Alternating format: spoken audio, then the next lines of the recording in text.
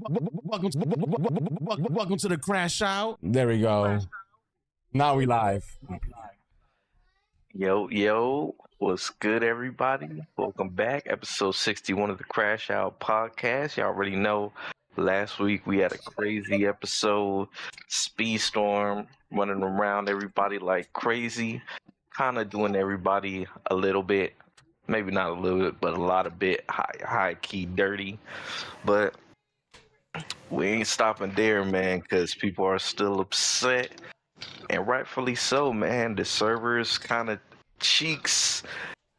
I mean, we gonna get into it. Divisions couldn't even do that because you can't, open a private lobby, which is highly unfortunate. You already know the stuff in the shop and everything. No bueno. And yeah, man, shit kind of crazy right now. But we also had a crazy ass state of the play. Shout out extreme heat, extreme fire. We're gonna get into that because they showed a lot of heat, and it's gonna be lit. And you already know they call me Nano_Blaster, but you call me Nano. And ready to get into it, man. What's the word, Sammy? Not much, man. Glad to be back for another week. Got lots of shit to talk about, gaming related, Speedstorm related, which is gaming related. And I know you're excited for us to crash out this week, so grab your popcorn. Caleb? Yo, what's good? It's Caleb Black Flash, a speedster, Speedstorm, but hey, being a speedster ain't enough. Now you got to be a supercharged speedster if you want to win some races nowadays. I'll tell you what. But what's good, y'all? What's it called? Good to be back. Definitely gonna speak my mind on the car season because they definitely revealed their hands. So we're gonna get deep diving. But you know what I'm saying? Number one number one SPO. You know what I'm saying? Let's go. No, we got drama. And last but not least, we got the number one player in Disney Speedstorm currently in rank. The one and only OneWingedAngel. Go ahead and Poppy a Speedstorm. Yo, what up, everybody? Yo, we got a lot to talk about. There's a lot of stuff that happened after our last week's episode with Gameloft and a lot of other BS bullshit that they try to do to us. We're gonna talk about it, guys. I know a lot of you guys are upset. And some of y'all can't even get on the game since Friday. So we're all gonna talk about what's going on. In this podcast, we got state of the play, we got console being delayed, we got a lot of stuff to talk about. So without further ado, and obviously we're gonna talk about ring and your boy the Poppy Speedstorm being the number one player in the world currently at this moment, at this writing right now. We'll get to it. Let's get the intro popping in and grab your popcorn like Sammy said, because we about to crash out to this bullshit. Pulling out the Speedstorm. Yeah.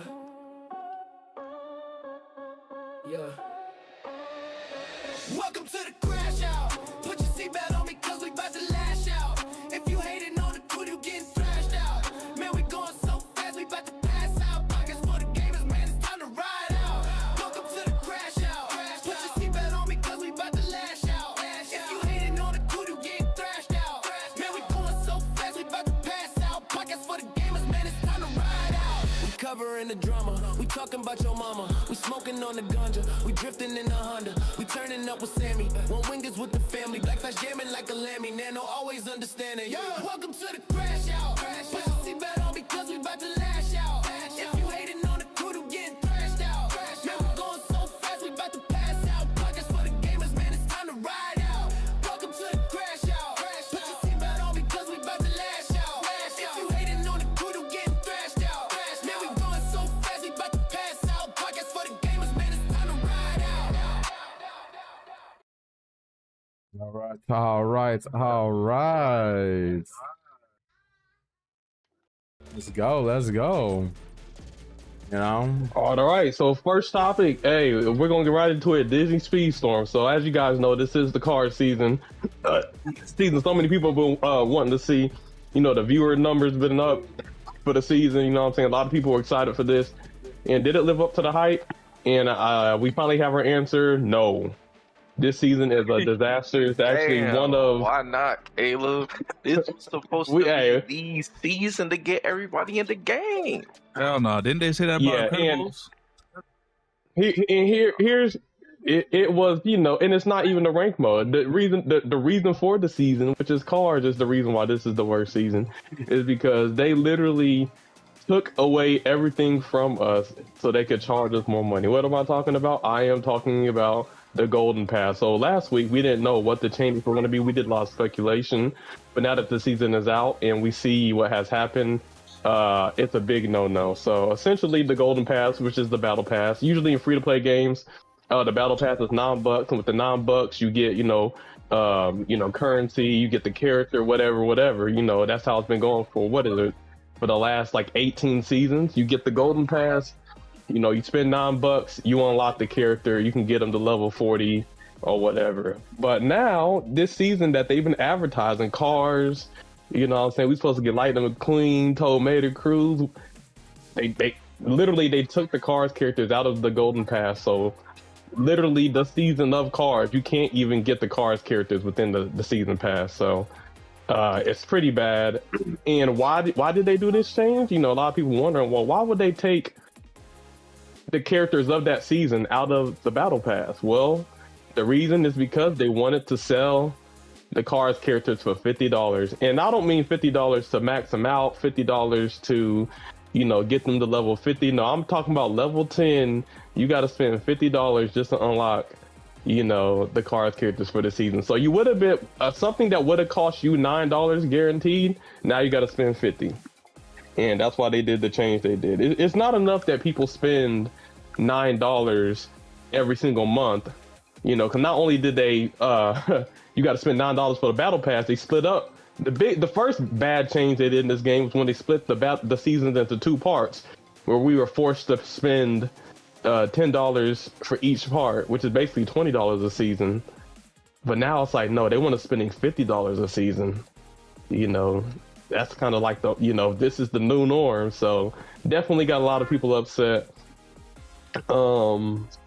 Yeah, I mean, what do y'all think? I mean, you can show, I posted a picture in the CrashOut chat, but you know, the bundle is there. What do y'all think about this new $50 bundle in order to unlock the characters of the current season? So real quick, Bullshit. definitely bullshit. Real quick, how we doing, John Cena? How we doing, Abby? How we doing, Departed? I almost said Smasher. Departed and Sonic. How y'all doing today? And Sonic, there is drama. It's just not community based. It's company based. So I mean, you know, you could think about the whole Gameloft thing as drama because everybody's talking about it. Everybody in the Discord is upset. So I mean, that is the drama of the week. Where so far is what Gameloft is doing to its community members and the player base. It's like a big slap in the face. I'm not gonna lie to you because that's ridiculous. A brief. I'm gonna put this picture up so you guys can see. Yeah, $50 for the cars character. So real quick, before I talk about the cars $50 thing, I want to speculate as to why I think this happened this season. So everybody knows that what am I gonna say? Everybody knows Gameloft was working on the Chinese app of Speedstorm, right? So they had their testing out. A lot of the Chinese players was playing it. They were buying things. They were welling out, like, you know, the normal, you know, Chinese market. They're really known to be wells when it comes to these mobile games. To then find out that the game is canceled. I think China didn't fuck with the Winnie the Pooh shit or whatever it is that Gameloft have inside Speedstorm, and they shut it down. Gameloft had to refund every person that bought things with the Chinese app. I don't know how much money that is that they had to refund, but they had to give back every cent that people spent through playing throughout this whole like Chinese beta that they were playing.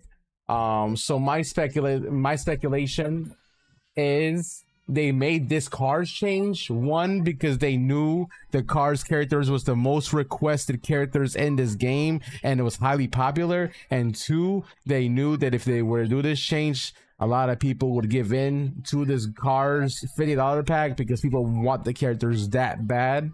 And according to what people found out, more than over 1,000 players bought this $50 pack. So essentially, Gameloft made 50 grand off of this shit. Even with the community outcry, even with the community saying don't buy it, it's $50, it's ripping you off. People didn't give a shit. People still bought it. But I think a lot of the people that bought it were the casuals that are not on Discord, they're not on Reddit, they're not on Twitter. So they didn't read the community outcries because they don't follow these channels and they don't know about what was going on. So a lot of the people that bought this were casuals. So I mean, take that as you will. I mean, if you really wanted to stand together, we needed to get these casuals in here too, because the casuals is really what Gameloft is getting that bread from. It's not really the hardcore players, even though we do spend, and me myself as well, I do spend like stuff like this. I'm not gonna spend $50 on something that I could have spent $10 on and got a level 40 Lightning McQueen with good crew members on them by the time I finish off that golden pass. It was $10 freaking dollars. Shit you not, I always got my seasonal racers to level 40 day one every single time. To this season is not happening. Why? Because they're not on a freaking golden pass. $10. Now they want you to pay $40 extra on to just get them. And this is just to unlock them. This is just 10 shards. So you don't get the epic crew like you do in the golden pass or the crew capsules that you get out of there, and then the tokens to unlock the seasonal boxes. You don't get none of that for the Cars characters this season. $50, and they could have even add no crew to the freaking bundle. That's crazy. You want to even know what's more even controversial is on a PlayStation store, they had this bundle and the lettering on the bottom. This was only on PlayStation. It said that this pack instantly 5 stars your characters. So like that was a disclaimer when this pack dropped Saturday morning at 3 a.m.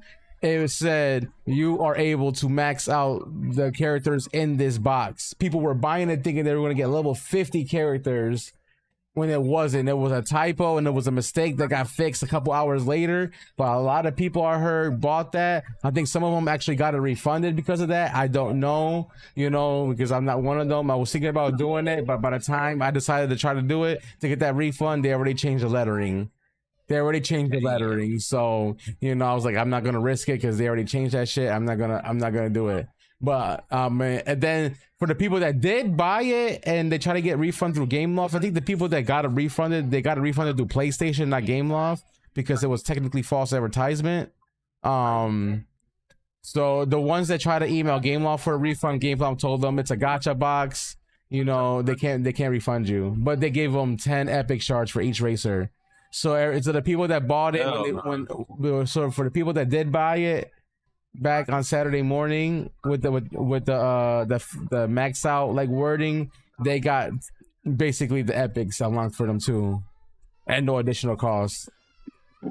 And just a summary for what the issue is and how much Speedstorm players had to sacrifice. I'll go over the timeline, but one, I didn't know the Chinese app that had gotten canceled. I mean, that was kind of quick. They just released it. It got canceled. I didn't realize that. Yeah, that's actually it got canceled. Big. Why? When did it get canceled and why? Because they didn't make enough money or something? I don't know. So yeah, that's one thing. Wait, so Angel in tears right now, man. So but the timeline, does that mean though they can't play the game no more? I guess not, because once a game gets blocked from China, it's a wrap. I mean, I think the only thing they can do is VPN. Didn't we weren't people talking about how they were excited about the Chinese market? Yeah, that was going to bring a lot of. Yeah, that's what they were saying. The Chinese players are going to come in. We're going to have more people on the game. They're going to get more money. And now I'm hearing that it's canceled. But isn't the Chinese market huge for gacha games? Yep. Yeah, so what the hell? Winnie the Pooh being in the game is not good in China. Oh yeah, because of the president. Genie? Yeah. Jesus. Yeah, because they say he looked like Winnie the Pooh. But okay, essentially the timeline is, you know, It's real us shit now. Speedstorm players, You laughing, but it's for real. we used to be able to get what's it called, the golden pass, aka the season pass, just by playing the game. You know, if you just play ranked, you get up your NPR, you get shards, and if you save up enough, you could get enough shards to get the golden pass of that season. Then they made a change to where they made it to where you can't get in-game currency, where you can't use your shards to get the golden pass. You have to actually use real money instead of in-game currency. So players are like, all right, you know, that's bad, but, you know, I'll deal with it. I'll spend my $9. So, you know, that was one change. Then on top of that, they're like, oh, by the way, also, you know how you're able to get, you know, the whole season for $9? Well, now, nope, we're gonna split into two. So now you have to spend $20 in order to get, you know, all of the contents of the season. So players, they weren't happy with that, but they're like, all right, you know, I guess I have to pay $9 a month or, you know, $20 a season. But, you know, that wasn't enough because now Gameloft is saying, you know what? Yeah, you guys are paying $20 a season, but we want more money out of you. We actually want you to pay $50 a season for the characters. So y'all see the timeline? It's like they're seeing what they can get away with, seeing what players will tolerate, and now we're in freaking hell. $50 is the standard they want, and honestly, you know, I am not with that. I'm not going to support that. I'm definitely not getting the pack. I don't think anybody should. Obviously, it sucks that people are still getting it. It's hard as a community. It's hard to hold Gameloft accountable if people are just going to buy their terrible deals and offers. I know you want to get Lightning McQueen and the card characters, what we all do, but we got to stand on something. And accepting, you know, them taking out the season characters of that season so they can recharge you $50, that's not it. With $50, you can buy an actual good game. And not just, you know, unlocking the character. Yeah. So that is why a lot of people are upset. We've already, you know, sacrificed or what do they call it? We already tolerated a lot of changes that were bad. So, you know, this is kind of just a little too much. And on top of that, not only did they change the what's it called, the golden pass, they also changed the leaderboard event. So, you know, this week y'all probably saw, you know, Wolf, Angel, you know, Micromass, you know, a lot of people, you know, streaming before we go to the time trial. Before we go to the leaderboard events, I know Sony said he did want us to put this up. I guess it was like the price for like the Cars crew pack and the Cars color pack. I don't know. Yeah, I put those up. I put those up already. Oh, you did? Yeah. Oh, Yeah, $14 for crew is crazy. Yeah, but So yeah, like I said, I think the speculation was a Chinese app, you know, going down, and apparently it must have. Yeah, it failed. That's confirmed. They shut it down. They had a refund. And it's like literally on their website for the Chinese app. They literally said, "We apologize. This is the end of term for this app. We're refunding everybody, and they are sorry for the inconvenience that Failed in China. Failed in China, and it's not a Gameloft thing. I think it was a China thing that told Gameloft, "Hey, we can't have this app in our country," type shit. And it's probably due to Winnie the Pooh. China don't fuck with Winnie the Pooh. It's been a known fact Because it disrespects, you know, the president. So that's why it's not you know, in China, which sucks because apparently if this was really a big blow for Gameloft, a lot of Chinese players must have been playing that beta, and they must have spent a lot of money for them to do a 360 like this and try to make that money that they just lost by doing this to the cars racers. But they think we gonna spend the money like the Chinese players when we not. But so I mean, I could be wrong about this, and this is all speculation, guys. Don't take this like I'm saying it's truthful, but the time frame from when the Chinese app went down and the changes for the cars characters are way too close for it to be not coincidental. Well, all I'll say is, guys, if they're willing to treat you like this, your time, your hard-earned money, and just slap you in the face, then why fucking play this game, bro? because it's still a good game. I mean, I don't condone the practices for Gameloft when it comes to their monetization. I've been at that since day one. I'm like, this game costs too much. It's a good game, and I will tell you guys this: the monetization in this game sucks, but the actual competitiveness and the actual playability of this game is very, very fun. If you actually get to the private lobbies and race your racers at level 50 and everybody's level 50 and you don't have no worries about crew or anything like that, it is really fucking fun. It's really competitive, and a lot of players said it's fun to watch too, and the viewers. It's just they don't know about the game because Gameloft also does a horrible job at marketing their freaking game at the same time. They can make us spend all this money, but they can't spend money on advertisement. I don't know. Gameloft, you could do better, because this game would have blown up a long time ago if you would have just advertised your game properly. But yeah, no, I'm pissed about all these changes so far. They should have never done it, regardless of your Chinese application, didn't work out when you lost all that money.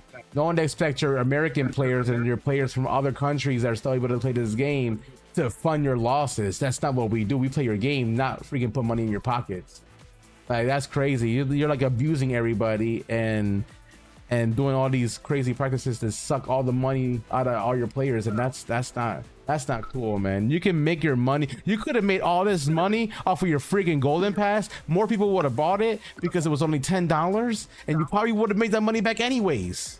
What the fuck were you guys thinking? Yeah, this is the biggest season, the most anticipated season. We got a bunch of new eyes, you know what I'm saying? A lot of people definitely would have spent, $9 to get Lightning McQueen off rip. But because you guys, when people joined the season, not only could they not get any of the Cars characters, but the servers were messed up. So it was literally like, okay, like I'm here for the Cars season, where are the Cars characters? People couldn't even get it day one. And then now, it's $50 after like 5 days of the season being out, then y'all put out a pack for $50. Like, yeah, nah. Exactly. Y'all would have made way more money if y'all just would have had it in the golden pass, because all the new players, all the old players would have definitely spent that money willingly and willfully. But now, people have a bad taste in their mouth and they don't want to support you guys. So right now there is 1,385 players that race with Lightning McQueen, which means, that's just estimation because I don't know exactly. Let's just run it off 1,500, right? And that is at $50. That's what, $7,500, something like that. Something like that. 7 G's, right? Now that is 1,500 players buying that pass, right? Now imagine 60,000 players play this game, just from the leaderboard. Exactly. Event, so like, if you put that in perspective, nobody's buying your pass other than these players, right? You only got 1,500 people buying this pass, right? Now, if you would have just released this in the golden pass, yeah, it would have been cheaper. But that $10, I bet you over 10,000 players would have bought that, and you would have made $10 with 10,000 players. It's way more than your fucking $7,000 that you made off of this, or $50,000. You would have made over $100,000. So again, why would you do this knowing that you're not going to make that much money, being greedy? You would have made more money over time by doing the golden pass. It's closer to 75k. So, but again, this is only 1,300. Let's put it in percent. 1,500 people buying that, right, KH? Only 1,500. This would have been probably put another 15,000 players probably would have bought the golden pass, which would have said essentially they would have made more money off the golden pass buys than the buys for this $50 pass. Yep. If we do the math correctly, I mean, think about it. You're adding another 0 to the 1,500 to 15,000 times 10. That's $150,000 over 75k that they got right now. Mm-hmm. That's almost double. So let me ask you guys this: do you guys feel like the game could recover from this, or do y'all feel like this is like a means? Might be a means to an end. Yeah, this game's some people are hoping on maybe the Grand Prix events might give us shards. Like, when they have the Lightning McQueen Grand Prix, maybe we'll get shards that way. But I don't think that's going to save it. Like I said, the thing about the Golden Pass, not only is it you getting shards for the character, you're getting crew for the character, you're getting all of that, you know what I'm saying? But the fact that they have a pack where you're only getting unlocked, and you got to spend, you know, half of $100, like, nah, that ain't. It's over if this is the new norm, you know what I'm saying? Yeah, no, that's not it. You know, imagine Princess and the Frog coming out, and then, you know, Princess and the Frog season, and she's not a racer of the Golden Pass, and you got to spend $50 to unlock her and all of that. You know what I'm saying? Like, I'm thinking about the future. You know, not just the cars. Like, is that the standard that we want to have? It's also, like, no. It's also Sully's future seasons as well. Yeah, if this is like this. Yeah, and I'm not with that at all. Nah, if that's what it is, then hey. You know, I'm done. You know what I'm saying? You don't never get a cent out of me, because me, at least damn near you was at least gonna get, you know, $10 out of me each month. But now you ain't getting nothing out of me, because if I already have like all of the characters unlocked, damn, so I don't need to spend. Pop G, did you really buy this? He said he wasn't gonna buy this. But oh, he got it. Guys, look, man. That's one thing that I would call out a motherfucker. This guy in the Speedstorm Discord said, I'm not buying no $50 cars pack, yada, yada, yada. This motherfucker bought all of them because there's no way he unlocked crews or anything like that without paying the $50. You got a level 33 Lightning McQueen. Where's your crews at? Where's your Cruz Ramirez at? Level 32 Cruz Ramirez. And where's Maid? I have no problem exposing people because I look at my account. You can look at my account right now. The only character I have is Lightning McQueen, and that's because if you guys don't know, we'll talk about the time trial here momentarily. But the time trial, I was able to get number 3, which is why I got Lightning McQueen. But look, I don't got Cruz, nor do I got Tomater, which means I didn't buy, you know, the pass like every other freaking whale in this game apparently did. They went back on their word. One thing Poppy don't do is go back on his word. Okay, so that's all I'm saying. You know what I'm saying? There's whales that sat there and preached about it in the Discord, talking about we're not gonna buy it. I just exposed one of them in the top of the leaderboards, and I have no problem doing that because you know what? Don't sit there and talk shit. Talk about I'm not gonna pay for it when you're gonna pay for it anyways. That's why you give Wells a bad name. That's why Wells in this community have a bad name, because community members sit there and say we're gonna buy everything, and I tried to rally these Wells to not buy it and they still bought it anyways. So yeah, you give us a bad name and you give me a bad name now because now I'm included with y'all, even though I didn't buy this shit. You know, I'm still technically a well in this game. That's crazy. He just said he ain't represent. Damn, man. You know, yeah. At times like this, we need everybody to stand together, man. But you know, it's hard when that everybody's not on the same page. This is why the game's gonna die. Gameloft feeds on FOMO, bro, and people that FOMO, people can't contain their fucking FOMO, bro. That's true, man. Yeah, and that's why Gameloft keeps doing what they're doing, because they know some people have no self-control and they're still going to get money. Even if people are online in the comments say they're mad and all this stuff, they know people are still going to spend, so that's why they do it. Right. That's why impulse buying. Yeah, that's why we got to hold people accountable or call them out, because this definitely, you know.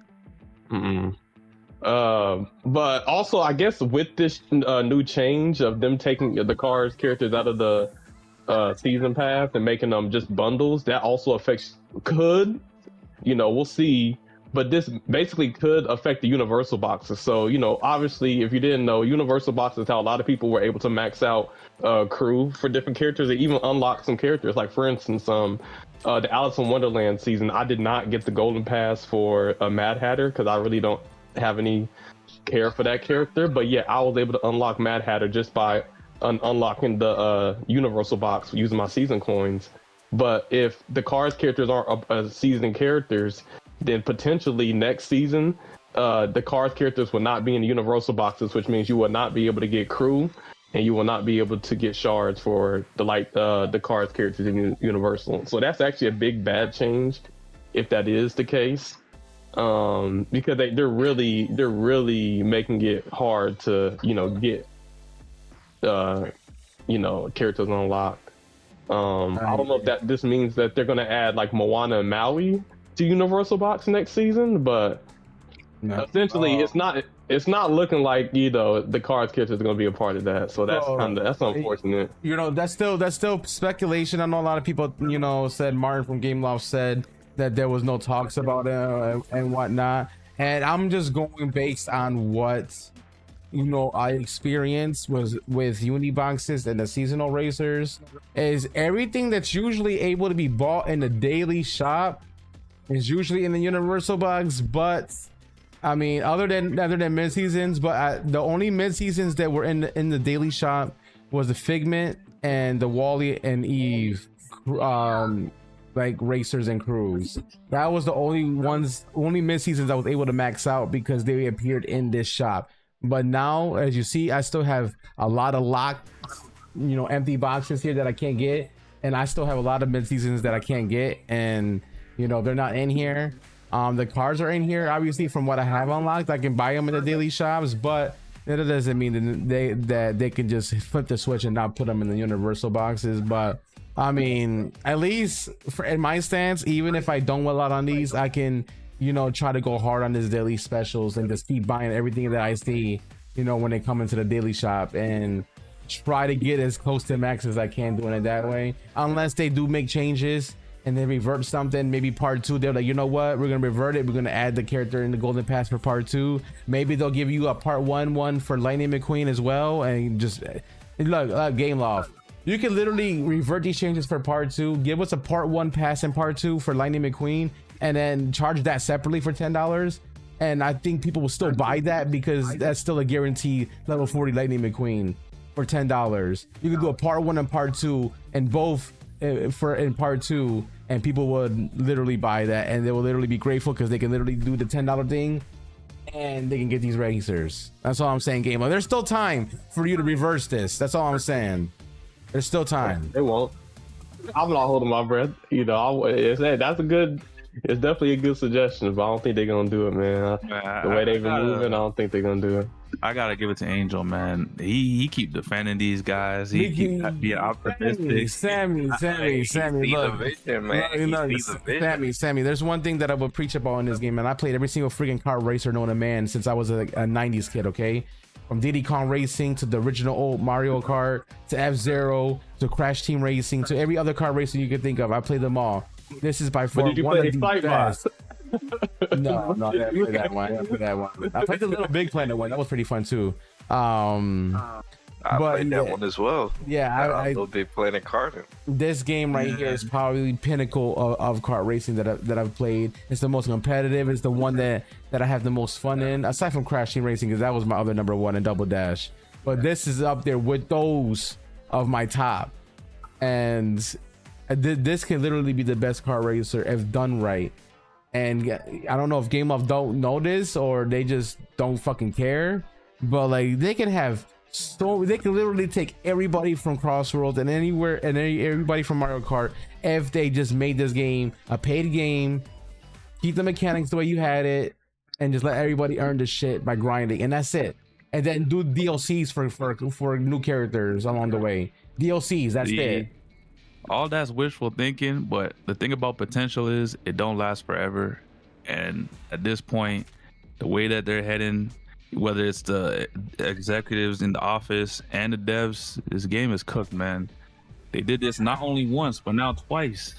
They did this with the next season coming into, I think it was season 7. Yeah, season 7 Wreck-It Ralph. We had a delayed season because of that bullshit that they pulled the first time around, taking away the ability to buy the Golden Pass with Golden Pass credits that we can earn for free, mind you, in a free-to-play game. And then they come 2 years around, almost on the anniversary, and do this shit. Like, so third time's the charm. Fool me once, but you ain't gonna fool me twice. I already left. So to completely summarize, $50 unlocks instead of $9 battle pass, no universal boxes allegedly, and now they definitely changed leaderboard events. So as we know, a lot of the times they would have limited time events or something like that, or what do they call it, time trials, whatever, where what's it called? Top 10% would get like 30 shards. Top 25% would get 10 shards. Top 50% might get 5 shards or something like that. Well, we just had a leaderboard event with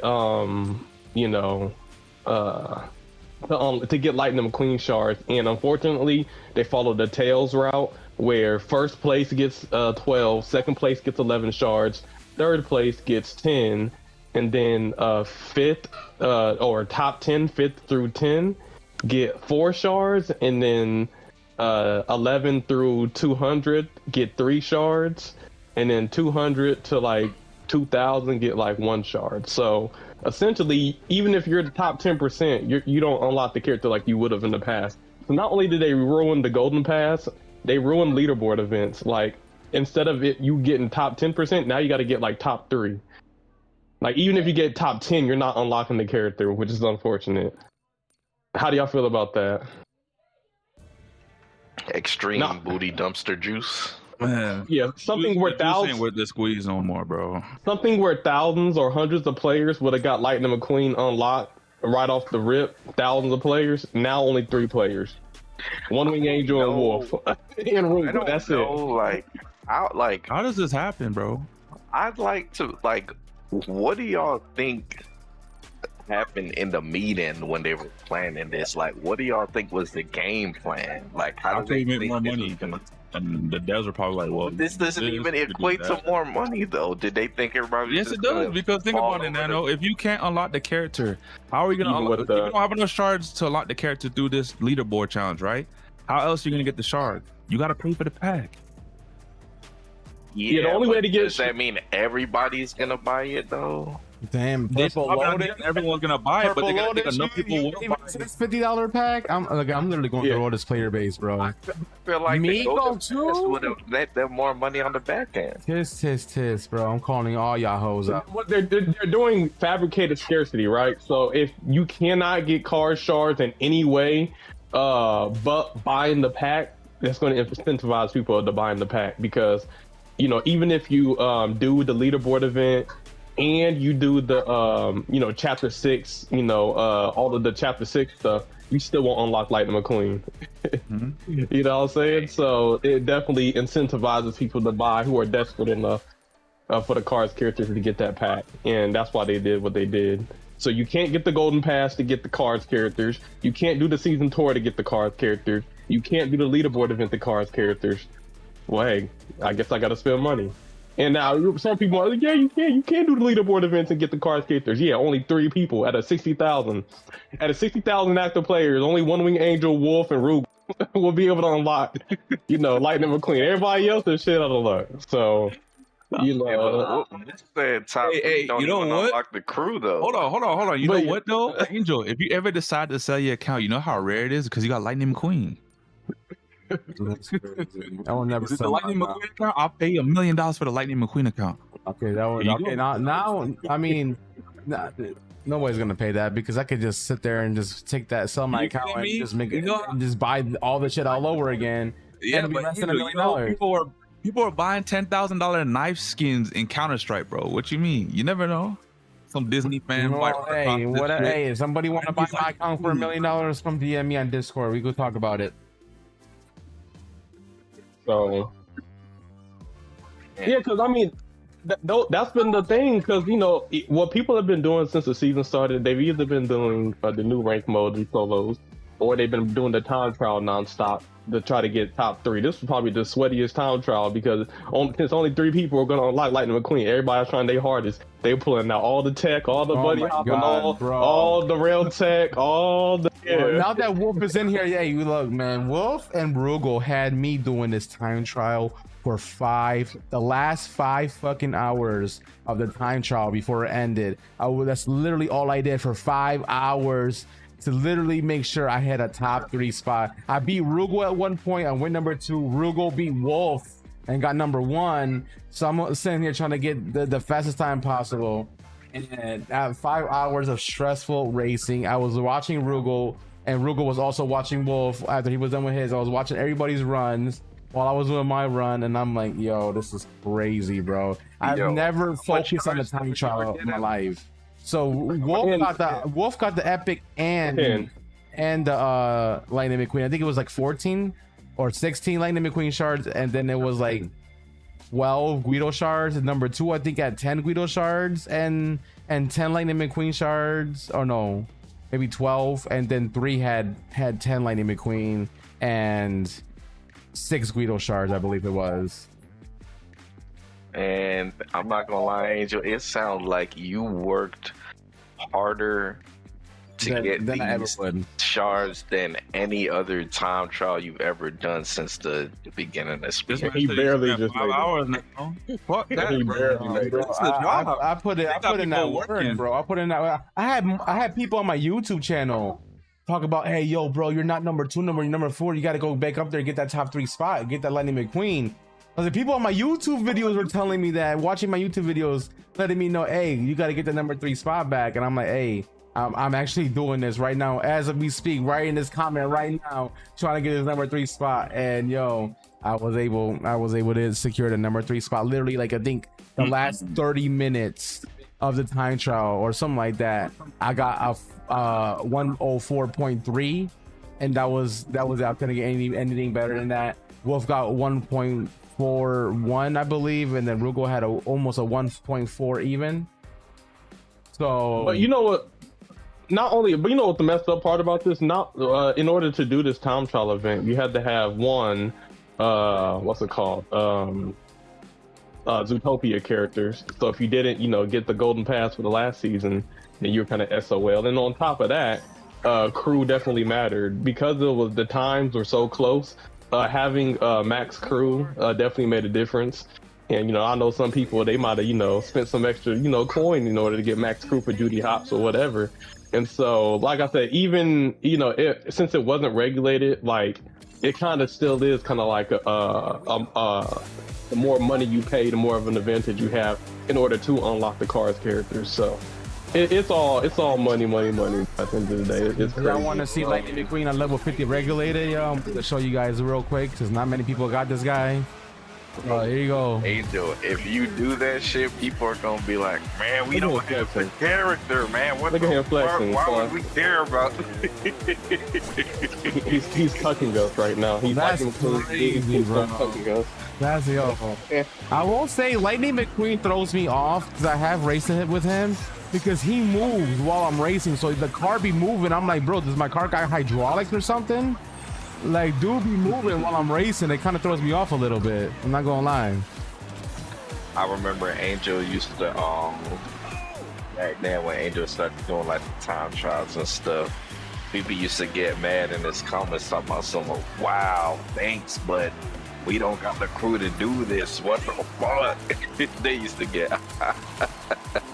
showing you the abilities. That's a charge right there that I just did. I basically, if you're front running, I would just use the uncharged because that seems to be the main ability that makes them go faster. The charge is for people in the pack. Like if you're in the pack, you definitely want to do the charge. You excited about like Lightning McQueen? No. You know what's crazy about it? Hey, I'll just go on Grand and put on my Lightning McQueen skin on my freaking Dodge Viper. I'd rather do that than spend $50 on this, bro. And the be fair. But Caleb, you didn't want to compete for the time trial to get on?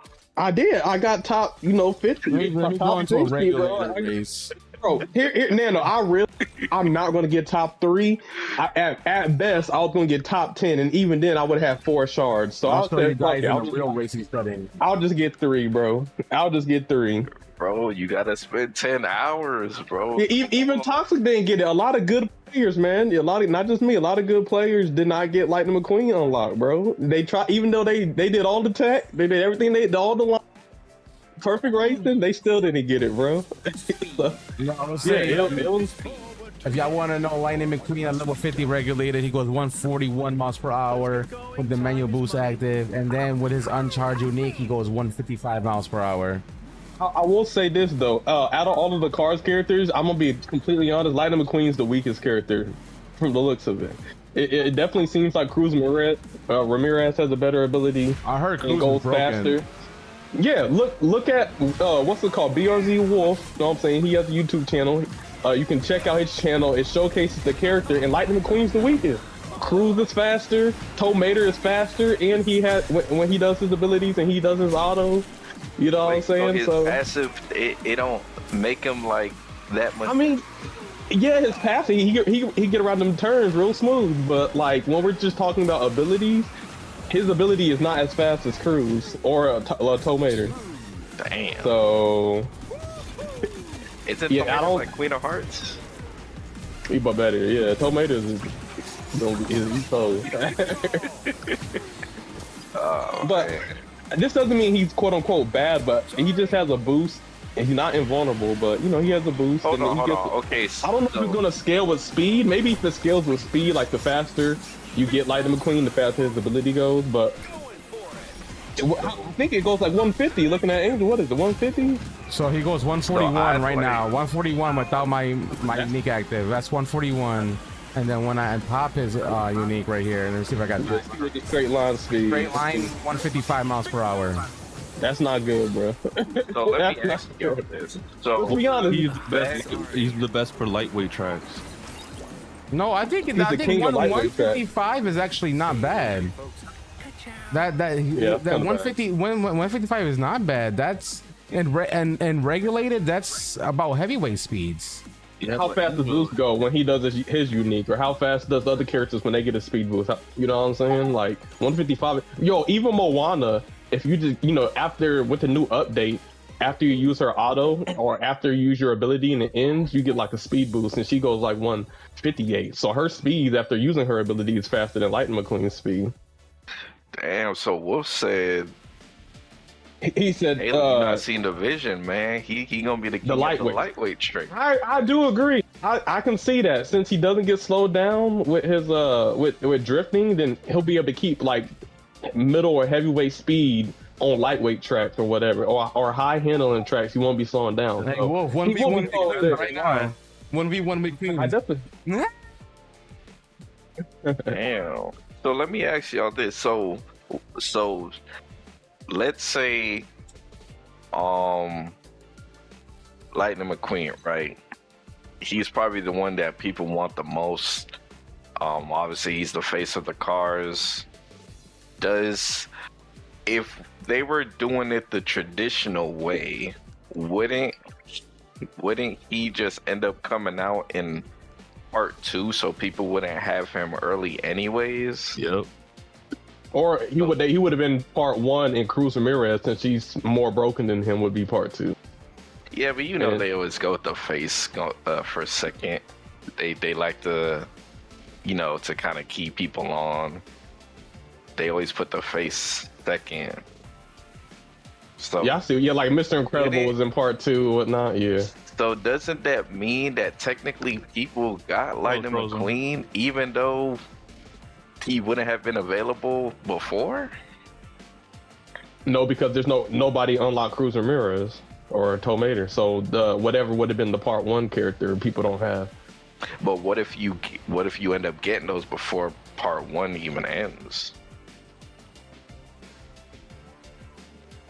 So basically, what I'm saying is there a possibility that by the time the whole season is done, majority of the people will end up having all of these characters? No, because every single event is literally only top 3 players get shards, and everything else is paid. I mean, even in the season tour, like Wreck-It Ralph as an example, Ralph in chapter 6 of the Wreck-It Ralph season, Ralph was the season tour character, and I think you got like 50 shards, 30 shards, 25 shards, whatever it was. Like Lightning McQueen in chapter 6, you only get 4 shards or 6 shards. So they cut back a lot. So you don't think that like they're like looking at this and because at some point they gotta have more people get the characters. Nah, I don't think they care now, because they're gonna use this opportunity to milk money off of these people saying, "Oh, me didn't get cars," and they're like, "Okay, here's a deal. You can go buy cars right now at a discount. That's it. This is how they're gonna make their money back." And if Angel's right that this is how they make their money after China app closing down, well, GG's, bro. Well, Yeah, I'm still curious to see how much money they lost from the Chinese app, because it's gotta be a lot because it's got they to love be. gotcha games. It's got to be 6 figures, probably almost 7 figures that they lost. No, and But yeah, probably would have been 7 figures. Also, just to be fair, y'all see the thumbnail. It's kind of crazy that Chick Hicks and Jackson Storm are not characters this season. You know, shout out to Cruz Ramirez, but like, yeah, like those two characters not being playable is kind of crazy. You know why? Because they dropped it down from 4 to 5 to just 3 characters. Yeah, just think if we still had 5 character seasons, we would have potentially got Jackson Storm or Chick Hicks, or we would have got the Italian driver from Cars 2, the F1 car. So you know, I want to say the season with the most seasonal racers was Inside Out with 7. Mm-hmm. Now I will say, okay, for the Golden Pass, for all Moana fans, you know, I wouldn't be upset if for like a Moana fan that's like, okay, this is my chance to get Moana unlocked and get her up to level 50 or whatever. Because I will say, you know, unfortunately, since you know you might not have the car season, but this definitely, I guess, is a good opportunity to get Moana and Maui shards. You know what I'm saying? But like, this isn't the Moana season. They haven't advertised this as the Moana season, you know. But, you know, obviously, you know, Moana got a buff. I mean, even the buffs usually go to the character they're trying to, like, release for the season and went to Moana. So it's just, I agree. Like, if they would have take Anna out this shit, take Anna out this shit and add Lightning McQueen and Moana, this would have been probably the best Golden Pass you could buy with money, right? You know, if they would have included the Cars characters in the Golden Pass, because you would have gotten a mid-season out of it, you would have got the current season out of it. This literally would have been the most valuable Golden Pass. Mm-hmm. And they just threw it in the garbage. Well, Angel, why don't we real quick look at how Disney Speedstorm is advertising this season? You know, I sent a video in the CrashOut chat. How about we watch it all together and see how they're portraying this game? Because it's kind of funny. So, yo, let's check it out. Let's check it out. We got Toxic crashing out in the chat. Welcome to the CrashOut.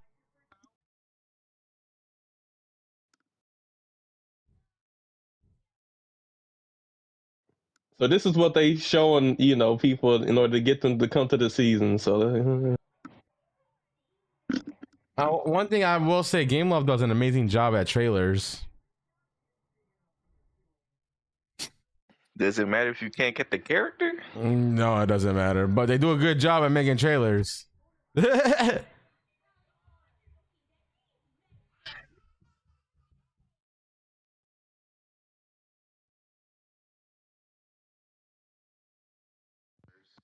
I don't know if there's any sound on the trailer. Oh, Yeah, there I'll no say it sound on the trailer? Oh, shit. No, you're right. Competitors should have a new mode where it's just like Daytona. Where it's like NASCAR. You just drive around this track and only this track for multiple laps. I mean, you could do that. You could do that in privates.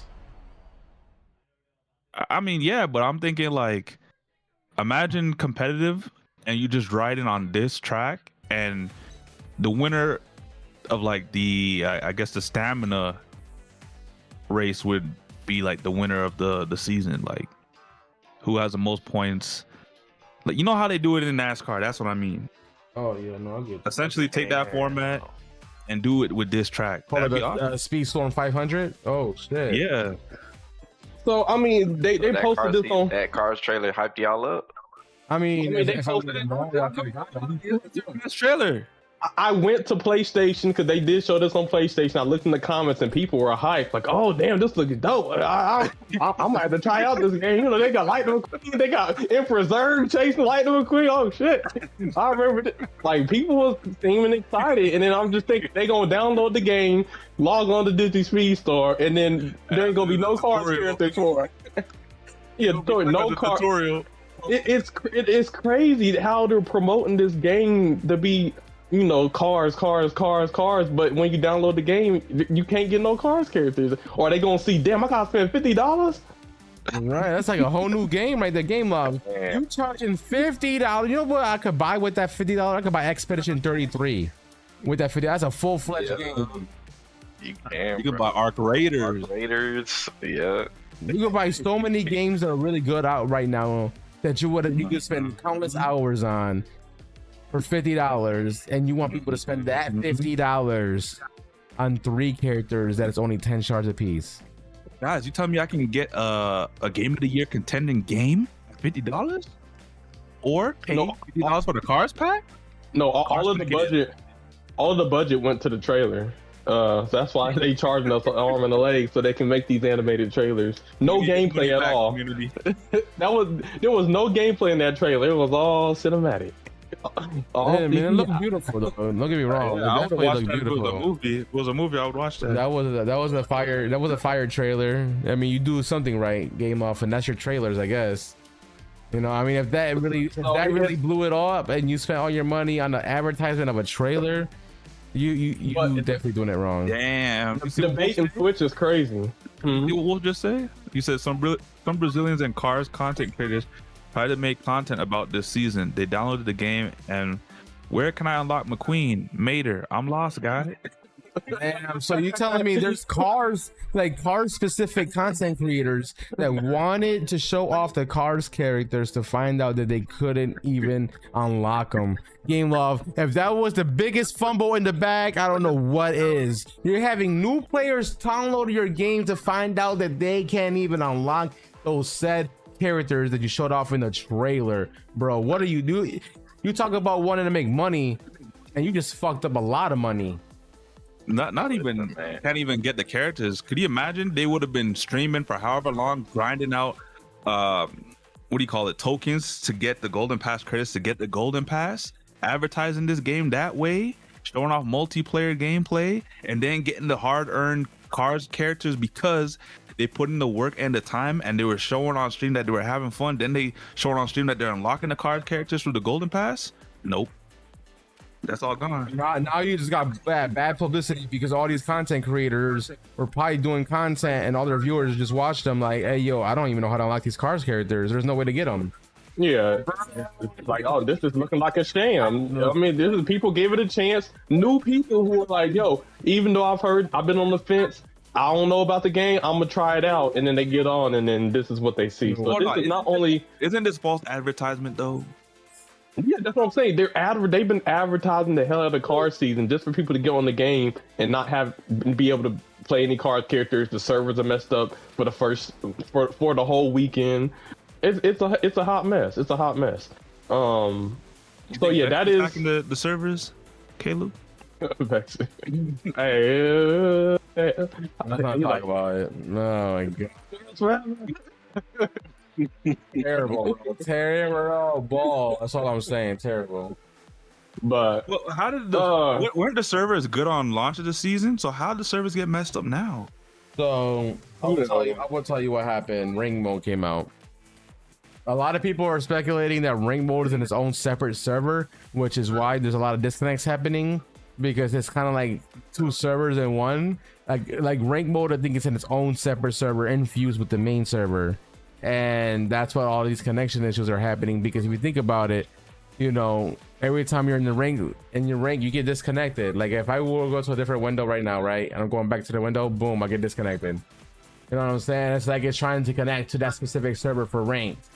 So maybe they fixed it to where, you know, maybe they put it into the main server or they found what was causing the disconnects. But yeah, no. As soon as this unstoppable thing came up, it popped up at 5 a.m. This unstoppable thing popped up at 5 a.m. That's when the servers went haywire. As soon as this unstoppable came out, everybody started DCing like crazy. Oh my god. Unstoppable for real. You can't stop the disconnect. speaking of servers, so essentially because of the server issues, yeah, there was no division matches. You know, I know we hyped it up, you know, last Wednesday, but you know, they weren't able to do any private lobbies. So, you know, with all of the issues we talked about for the last, you know, 30 minutes to an hour, also divisions was not able to happen because of the bad servers. And not only were people not able to do divisions matches, but the new ranked mode that they had, which is dope. What's it called? People, I don't know. It was kind of hard to do that. I think for the first day, people couldn't even race because people kept getting synchronization issues, and people kept disconnecting mid-match and stuff. And that obviously kind of killed even the rank mode a little bit, because I was tired of getting on the game, racing, and then getting disconnected mid-race, or the game just crashing after a race. And so, it took until yesterday for them to kind of fix it. No, it's still not fixed. Yeah. It's still not fixed. And it's still it's still not fixed. They said tomorrow even the rank mode, fix it. Oh, tomorrow, okay. Yeah, there's supposed to be a hot fix that fixes it. We don't know. A week after the season comes out. So let's say you come to the game, okay, Lightning McQueen, you don't have whatever. I don't have Lightning McQueen, but I still got 100 characters. I'm going to do solo ranked. I'm going to climb the leaderboard. You can't, for the people who wanted to do that, you barely could do that because the servers could even, mind you, not everybody had this issue. Not everybody, because there's people that are having worse issues than me. For example, like me, I can queue up, raise, and then as long as I don't click out of a different screen like I did right now and have this disconnection issue, like if I were to unclick and hit play, I will start synchronizing. So but for others, they'll be in races and getting DC'd. Like as soon as they are done with the races, the synchronization is happening. So like for every account is different when it comes to these server issues. Like some people can't even play at all, regardless of what they do. That's how bad the server's issue is. It's only affecting everybody, but some more than others. Yeah, so that's season. What season is 18, 19? That is the car season, y'all. Servers ain't working for private. Servers ain't working for the new rank mode they've been hyping up. You can't get the Lightning McQueen characters or Cars characters within the Golden Pass, and they charge them $50 to unlock. So that is, and in the leaderboard events, only top 3 people get unlocks. Oh yeah, we almost 20 seasons in, and we still getting fucked up seasons out here in Speedstorm. So I can only play at Xbox because Steam keeps sync every time. Yeah, I mean I play on Steam, but I have heard from Absent and a lot of other players that the consoles are not as bad as the PC apps, but I could be wrong because the majority of the speedster community that we know, and then the competitive scene, they all are on consoles mostly, other than a select few that are on PC. And I think they were all having issues. So I don't think it was console specific or like PC specific. I think it's more account specific. It's like either your account got hit hard or you're golden. It could be location based too. I'm not gonna lie, it could be location based as well. But I have know that some people are getting the connection issues worse than others, where to the point where they can't even play the game even if they wanted to. So, well, all of that being said, does that sound like a W season? I guess the only thing you could say is good is the track. The track, I do like how it's a lot of like 90-degree angle turns. Like it feels like you need the handling. You need to have good racing lines with radiator springs. I do like the NASCAR, version of the track where you have your oval racing, and then it does have some good variations. I will say that. I do like the track. You're going through trees and you're going around Radiator Springs, and there's gas stations, and there's Daytona 500 tracks. So it's a good track. So not to just everything negative. I do like the new map. It's a technical map. Obviously you're playing the Lightning McQueen. The fact that he has reduced slowdown when turning, so he'll do good on the track. But like outside of the track, man, what do y'all think this season? Hey yo, Wolf Division's first ever 8-lap race track right here. It's only 0.73 kilometers. Might as well. And the max is 8. I mean, let's see, the maximum number, 8. Let's see let's see how fast an 8-lap race of this is. I guarantee you it's still shorter than half the racetracks that we do. I think y'all should. That should be like max laps for at least for that variation. Hell yeah. But what y'all think? What y'all think of the season? Just from everything we talked about, what y'all think of the season? Trash. W or L, bro? Trash. All these changes that they made, like it's no good changes. None whatsoever. It's almost like the more hyper people are for a season, the more they think they can exploit. Yeah, they like, how did we just just shit on everybody, make them not hype for the hype this season. It's like they're working against themselves. Yeah. Instead of thinking how they can, help the player, they're thinking how they can exploit the player the most. Like, oh, this is the one. Like the more interest you show, the more they think, okay, you can get your ass. Yeah, man. I don't know, man. Hopefully, one of these days everybody can see the light, man. So, let me see. I guess, you could say that is, the Speedstorm, Greedstorm update, you know what I'm saying? Like I said, I guess hope for the future, hopefully, and maybe some of these time trial events, what do they call it, Grand Prix or some shit like that? That, they're supposed to be timed, and then maybe you can get some shards. Maybe that'll be the thing that makes up for it, because maybe it's like, maybe hopefully it's better than the Lightning McQueen time trial, but, we'll see. But overall, I don't know, man. But eight laps is only 1 minute and 34 seconds. I think you could do this as an 8-lapper, just saying. Yeah. I think you could do this as an 8-lapper, Wolf. That's only 1 minute and 30. Yeah. Less than 2 minutes, it definitely could be an 8-lapper. But yeah, I mean, that is, I don't know if we have anything else to add to it, since there was no divisions, that was kind of the topic. Toxic. I said the same shit in the VC. Everybody was laughing. Wolf on that Stan Flynn, bro. You know how many times I literally tried to stun this man, and he was right behind me. I had backfire. Dude don't get stunned, and if he gets stunned, he teleports. And then he's right behind me. He hits me with a freaking Sam Fliss disc, bro. It's so annoying, bro. It's so annoying. Sam Flynn, like the solo best character in the game. No, there's a whole bunch of good characters you can use, but Sam Flynn is just annoying, bro. Wolf Sam Flynn is annoying for the simple fact you can't hit this man, bro. I don't know what ping or what latency this man be doing on his game, bro. But you cannot touch him. You cannot hit him. You cannot stun him. It out since the first world.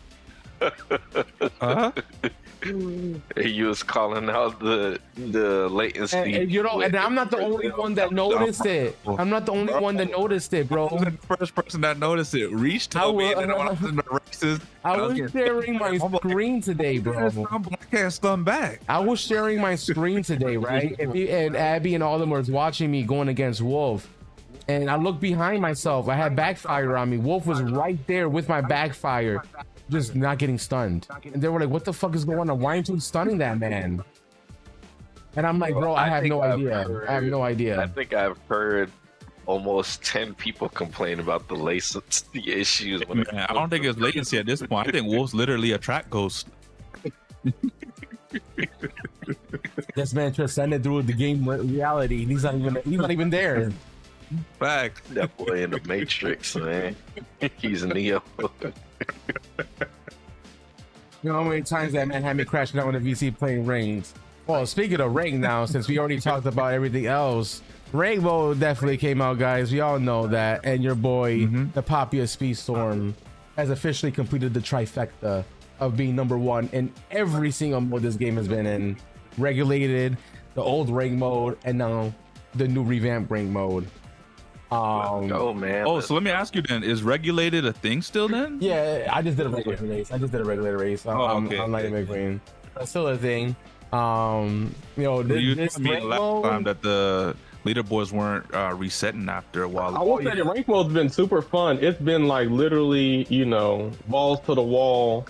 Especially when the lobbies are full or more full, you got all kinds of people on their strongest characters.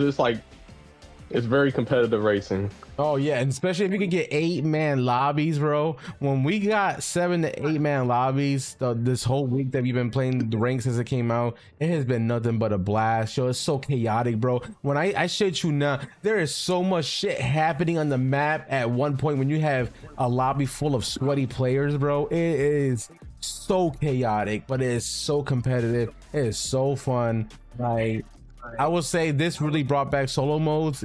Solo modes definitely needed this to revive it. It's been fun. I mean, getting matched up to 3-4 player lobbies is trash, and I'm hoping that once the servers are fixed, more players are going to be playing rank mode. You know what I mean? I think that is the case of why there's not that many right now, is because not many people are playing because they can't get connected to the game. So I will love to test this out tomorrow once the servers are fixed. If you're going to be able to get 8-man lobbies, I know we can finesse it if we could just team up. Have three-man like teams queuing up at the same time to get that full 8-man lobby. So I'm sure that we can do something once we are able to party up, because we can't party up right now because of the server issues. We can't do private lobbies because of that. Like, whatever it is to be able to match up with people in a party type of scenario, whether it being privates or in an actual party lobby, it does not let you. Yeah, I will say the best thing about this new ranked mode is that it has brought back life to solos. I think one of the things when they brought out team mode is solos has been pretty much dead after champ, but because of this new change, now after champ, solos is alive and thriving. So I love that. That was one of the things. Like I said, solos where full lobbies, sweaty, level 50 maxed out. It's very chaotic, very fun. So we said make solos great again, and it looks like the new rank mode is something that has done that. But yeah, I've seen a lot of players play. Mr. Caleb Black Flash, I seen him in some of my lobbies. I see Toxic was cooking with Zeus on the ranked lobbies. Wolf cooking on Sam Flynn. Breeze, the number 2 person in the world, he was cooking on Hercules and Sam Flynn as well. I seen Link in the lobbies. Obviously, Abby, number 3 in the world, is playing rank. Literally everybody I've seen. Dino, Falcon. I think every competitive player that known to man has tried the rank mode at least one time. And since its inception, I'm pretty sure more will try once they can get connected. I think Nell tried it too. I think Cedric tried it as well. So and Ferrari. So a lot of people tried it, and Sonic. There's a lot of us in the Speedstorm community has tried the rank mode, and it's been nothing but a sweat fest, but also fun. Like, even though I lose, I might crash out, but like the fact that my adrenaline is pumping because I'm trying to get those top 3 spots, because that's the only way I'm going to get points. It is more than enough for me to want to keep raising rank and want to keep doing it.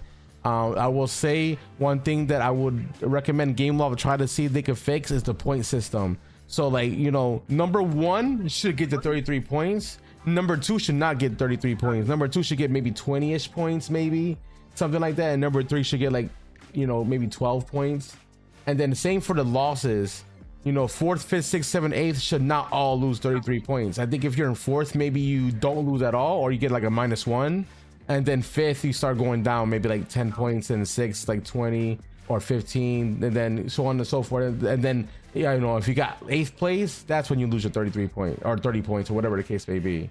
I think that's too much points being lost in game. I think like if they can narrow it down to like maybe 1st place you get like 12 points, or something like that, to balance it out to where 1st place is going to be meaningful. You know what I'm saying? You get that 1st place, you're going to get the maximum amount of points. Not I get 3rd place, so I still technically get 33 points. You know what I mean? And also the matchmaking needs to get fixed, because we should be, if I'm in Unstoppable, I should be going against Legend and Unstoppable only players, not players that are still in Rookie and any place before that. Because at that point, that's how you get somebody that's in Bronze at a level 30 going against somebody like me at level 50. You know what I'm saying? Well, I think I did try it out. I did try solos at I think like an NPR 21, and it didn't count towards you had to be NPR 26 or MPL. Oh, okay. MPL 26. Multiplayer league. So starting in diamond rank and above is when you start collecting points for solo mode for rank. So do you guys think there should be like because from what I heard like only top 50 could be ranked at like the highest or something like that? Yeah, only the top 50 is unstoppable. Yeah, I've noticed. If you look at the leaderboards, so you look at the leaderboards, you go to top players, the leaderboard stops at when you go to 50. This is the cutoff. And if you go back to like the actual the main menu here, you see where it says 2998. So 2998 is where you need to be in order to get into an unstoppable rank. So when you that's why it keeps moving. It's rank always moving unstoppable. because it's whatever the last place person at level at 50 is. C29998.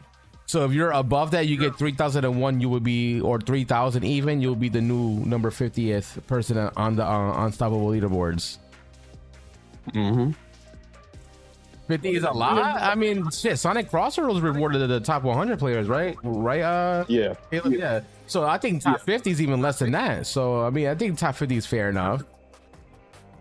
Yeah. Okay, some people were telling me they should feel like it should be increased to like 100. Yeah, I mean, even in like Marvel Rivals, it's like top Nah, it 500. should be Unstoppable. If I'm hearing Unstoppable as a label, it should be like top 10, bro. There's 50 people that are unstoppable. No, Like, no, top 100 because it's highest rank. Not like even in what's it called, Marvel Rivals, it's Eternity's the highest rank, and then the top 500 players are one above all. Or like in Apex Legends, I think it's like the top, maybe 100 is like Apex Predators or whatever, something like that. So it's always been, Watch its top 5. Like you have the highest rank, and then you have top 500. So if you look at the rank, we got me in number 1, we got Breeze in number 2, Absent Culture is number 3. This guy his name is Takahiro. That's what his name spells out to be. Well, I don't know if he changed it, but that's what we know him as, because Absent translated it as Takahiro. Martino, which everybody, this guy right here is a fucking booster, guys. If y'all don't know, this Martino motherfucker is a booster. He's the one that be getting all the highest points and tails and whatnot with his alt accounts and whatnot. This guy's a known booster, by the way, guys. So if you guys see him on the track, destroy that man, because he is a booster, and we don't fuck with boosters out here in the Speedstorm community. Just letting you know, like I said, I call people out, especially if I know the facts. Snack Diddy is Snack Daddy. Obviously, there's Wolf, number 7 in the world right there. GoFundMe for cars is Bingsty. Linkso, I think it's somebody from BRZ, if I'm not mistaken. Linkso Electrico, or somebody from DSR. It's either DSR or BRZ. I don't know which one. And then Maisie is number 10. Then you got the legend Romanja. Romanja came back, guys. Number 11 in the world. Like, come on. Then you got Cheese at number 12. A lot of legends. Alfin. They got Travi right here. There's Smarty, guys. He came back to the game, shockingly, even though he said in his podcast that he wasn't. He changed his name. Damn. Then you got Toxic, Top 20. Incognito. Right. He tried to change his name. One Wing Jackal, bro. Guys, we all know who Jackal is, right? He teamed up with us in Team USA. He still has his name as One Wing Jackal, bro. That's the actual Jackal. Yo, y'all were like best buds. Bro. Yo, best buds is crazy, bro. This man said he gonna respect me. It's crazy. Y'all want drama? Let me tell you drama. This man literally said to me, he said to me, I have no respect for you, Angel, because you're a well and you have no skill, bro. He had the fucking audacity to say, you are well, you have no skill. bro, I was like, where's this coming from? We got practice. I'm at work. Like, what's going on? The team's blowing up. And ever since then, like I went off because like I was just talking. It was a normal conversation, and then he went off on me. And then when you go off on me, I'm like, look, man, I'm the wrong person, because I will tell you how it is, and you're not gonna like it. You come for me and my skill, I'll come for you and your skill. All right, come back to me when you beat Expedition 33 at the hardest difficulty, not the easiest. I was about to say this all stemmed over Expedition 33 as well. Like, Jackal TTV. Like, I remember the game just came out. This guy was spoiling everything, and then he was playing on the easiest difficulties. It was something because yeah. And he's like, how you gonna shame? How you gonna shame me for playing on easy? Hey, listen, there ain't nothing wrong with playing on easy. But no, it was about skill, because you can't play on easy and then be like, you're not skilled. That was what I never understood is he had no respect for me. I had no skill because I maxed out my characters. But who was the one struggling in the World Cup? It wasn't me. I'm just saying, if I didn't have skills, I would be the one struggling in the World Cup. Just saying, guys. You can look at the tapes. World Cup is Angel, you got. To be fair, we put him in, and he actually kind of cooked when we put him in. But he also got last place on his Wally and Arby's, by the way, just at the same time. Listen, Yeah, we had a strong team. There definitely, we had, roster hierarchies, but he was good. He was a good player. Everybody on our team was It's fire, just, we had some disagreements between players, man. Like I said, he had a good I had no problem with the guy. I have no problem with the guy. I had no intention to come at him like I did. But the moment that he said he had no respect for me, man, bro, we've been on the same team for for weeks, over months, and you're telling me now you don't have no respect for me? We've been on the same team. So you think he throwing shade at you with the one wing jackal? He was holding that grudge. I mean, why else would he put one wing jackal for? Like you're not trolling me. If anything, you're giving me more fucking clout because you're representing that one wing thing. Oh yes, and I've been sabotaging that motherfucker. See, that's probably why, bro. No, he still has this. He had this thing before I did that. I beat him one time in team mode, and he was Jackal TTV.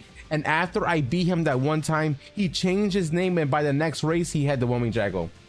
I only beat him once, and that's what he did. That after y'all got into it? Yeah, this was recently that he changed his name to. So I live rent free in his head apparently. Yeah, I think his name used to be. I think his name used to be. Who was this?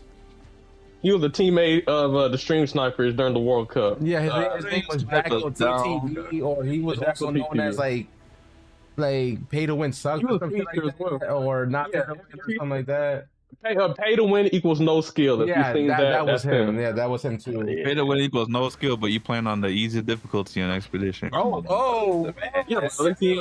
He's still my boy, man. Jackal's still my boy. He says some. I don't know if that correlates. I don't know. I will say he's right. He's right though.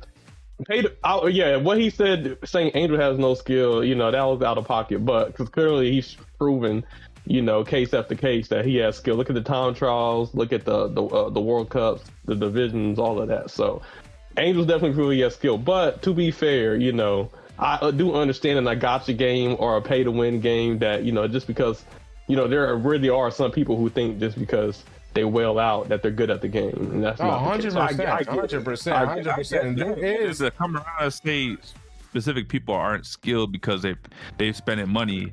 It's like, bro, that's not the case. So at the time, because Maxi probably put some money in the game, he's not skilled. Yeah, you love Maxi. You number one Maxi. Number one Maxi Glazer, bro. Number one Maxi Glazer. I gotta keep bringing up his name, Caleb. Yo, he didn't show up for no tournaments with money, no speed challenges. To the biscuit, number 25 in a week. Fantastic, bro. Stabby got Maxi the fucking. Who else do we know here? I do it for Nano and Caleb. I know Nano. Caleb has a grudge against Maxi, so I gotta bring it up. That's good. It's that fantastic number 25. We got the homie Goldie. We got Seymour. Seymour's a YouTuber, number 28. We got Jack, another TTVer. Sandwalk Cyrella. Everybody knows who Sandwalk and Cyrella is. Foster. You got Tom 4K, another Don in the top 50. JP Dudes. Where the fuck is Caleb? Where the fuck are you in this top 50? Look at maybe top 60. I might went down. I need you to be in this top 50 though. I don't need you to be in the top 60. I need fair events. Fair events is crazy. Where's Mr. Black Flash at, y'all? Hey, I'm a top 100. Don't sleep on me. Go to scroll down to top 60. I'm there. Come on, top man.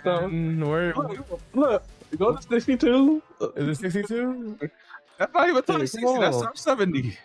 Go. Am I there? 100. Hold on, Caleb. Are you not even in here? Caleb did not. Stop it. I'm Caleb, 60 something. you top 150. I'm 60 something. Go to 60 something. Go to 60 something. I'm there. This is like Nano's list all over. Hopefully Caleb don't get upset. Caleb's top 150. Can you not scroll down to 60? I already passed 60. Your name wasn't on there. It's Caleb Black. I'm there. What do you, bro? Damn. No. I'm there. Hold on. Don't do me dirty. I'm there. I checked. Yo, what if you? I ain't top 150 race. I'm top 100. Hold on, I'm logging in now because you might have been scrolling. Oh, wait, Caleb Black. I got a honey pot. A honey pot. Caleb's not even in the top 150. Damn. Wait. Oh, I thought you were talking about the Lightning McQueen time trial. Oh, you're talking about rank mode? Yeah. Yeah, he's talking. Oh yeah, bro. I'm like top 500, bro. Like I said.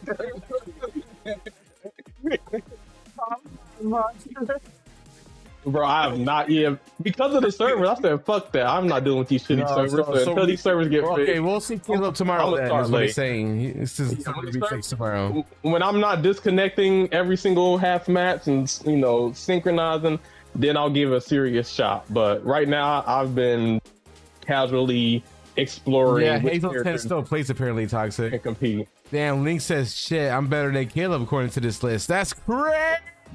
Hey, Caleb, you gotta get out of this game. You gotta get back on. You got a lot of catching up to do. Well, don't worry. I do. If there's anybody that will catch up, Caleb will definitely catch up. Yeah, y'all gonna see. The reason why I think they should increase it from the top 50 is because if we're going off of like how other games do it, usually like the people who are like top 500, who are like the top of the top, they could compete with each other.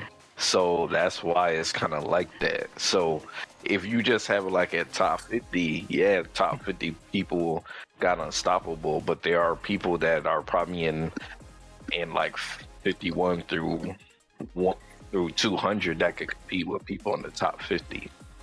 Oh, 100%, which is why like what Wolf and me were saying is the matchmaking should include unstoppable and legend rank. So if you're in legend rank, you will be pairing up against unstoppable players, and then also we say like a rank B4 too. So challenger, if you're on legend, you should be facing unstoppable and challenger people only. You should not be facing grandmasters or masters or none of that. You know, if you're in the top 3 ranks, you will be facing each other type shit. You know what I mean? Oh. Yep. Mm-hmm. That way the pool is still big enough, but also sweaty at the same time, and everybody can test their skill against, you know, the top 250 players. You know what I mean? Unstoppable should still not be top 100. I mean, if anything, they should make a rank above unstoppable and call it like the top 10. If you want the top 10 to have like their own ranking, you should do one after unstoppable, which is the top 10. Yeah, and that should have been the legend rank, but they ranked the whole system weird. Because I would love. Can you imagine having like a license plate or something that says your ranking for, like, let's say the season 1 rank, number 1 season rank? You know, especially if that only goes to the top 10 players. People will grind that mode because they want something that's exclusive, and also they get better rewards. Obviously, No, they get the rewards. No Gameloft, they'd probably be like, you got to pay for your license first. Stop it, Sammy. See, I blame Sammy for all this bullshit because he gave Gameloft all these fucking ideas, bro, on this podcast. Over the last 61 damn episodes, this man like, watch Gameloft do this, watch Gameloft do that, and he just manifested all that shit. That's what I'm saying. That's my crash out. Welcome to the crash out. Sammy actually works that Gameloft. Hold on, wait a minute. I definitely. Yeah, you better watch it. You gotta have the whole community up at his doorstep, like, oh, you work for Gameloft, huh? Yeah, that's why this guy's trying to get me canceled. And that's why he was saying he had that fucking Gameloft dev that we was about to talk to. You think I forgot, nigga? I got a dev in my chat right now. I got a dev in my chat right now. I was like, oh shit, who's his dev? He still that name. I'm like, get the fuck out of here. Yeah, I'm sorry. I've never cried so hard in my life when I see that screenshot, bro. Yo, this man. Yo, I don't get upset at Sammy, but I was low-key upset at this nigga when he told me that. Hey, man. Podcast? Hey, I didn't know no better. You already know that I'm new. I was new at the time to the Speedstorm community, so when I saw some shit like that, I was like, oh, shit. Yo, you know what's crazy? Hey, you're probably not the only one. You're probably not the only one he did that to. Probably not. Yeah. Because I've seen people race devs on streams. Man, them devs don't look like, like. You know what's crazy is, You would think the devs will watch the streamers play this game to see, you know, what they think about the game, how they feel about the game. They don't. They don't. They definitely don't. Like, bro, it's because crazy. if they do, these updates would make sense. The nerf. Also, to be fair, the higher ups still gotta say so. Okay, so like the higher ups can tell the devs, "Hey, you're charging $50 for this," and you can't say shit about it. Yeah, but that's monetization. We're talking about like buffs and nerfs, though. You mean to tell me the execs are telling them not to buff certain characters? Oh, There we go, Wolf. Yo, the last rank should be called Speedstar, just like the bald guy says to all of us all the time in the videos. Speedstar, top 10, right there, baby. You still in the videos? Oh yeah, he was in the latest one. Top 10. Yo, this maybe top 8. His famous line is, "We hear you guys. We hear you." That was. We hear you guys.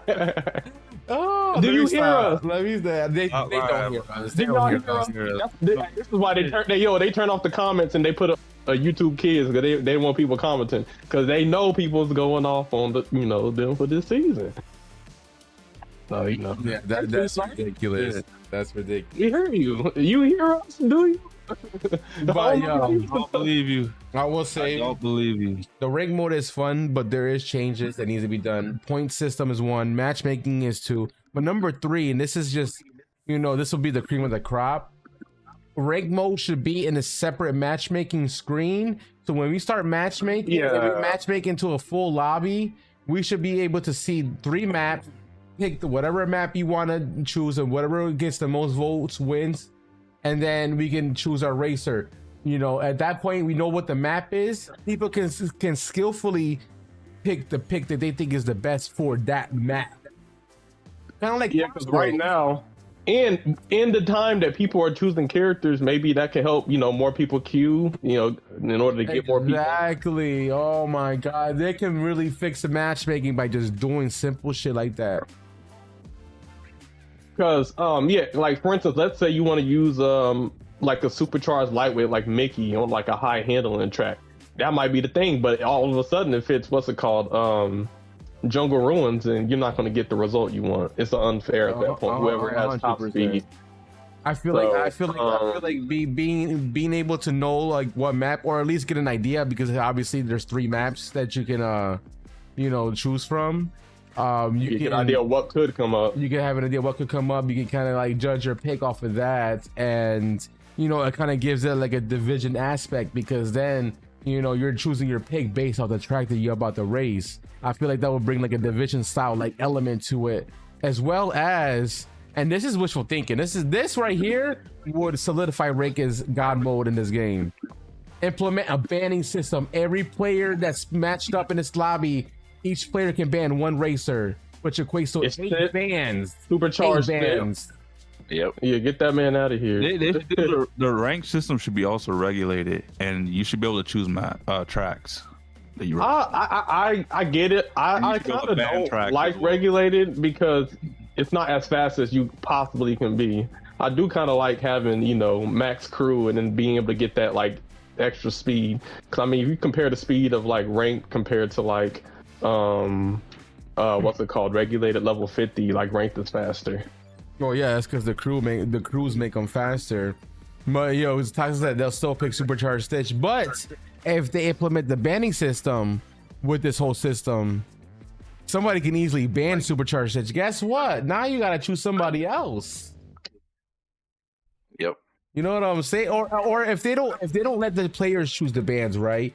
They can do like a weekly ban rotation. They can select 10 racers to ban, and every week it refreshes. So like, and this week in rank, Sam Flynn, Chip, and Supercharged Stitch, and Bell, and whoever else are banned for this week.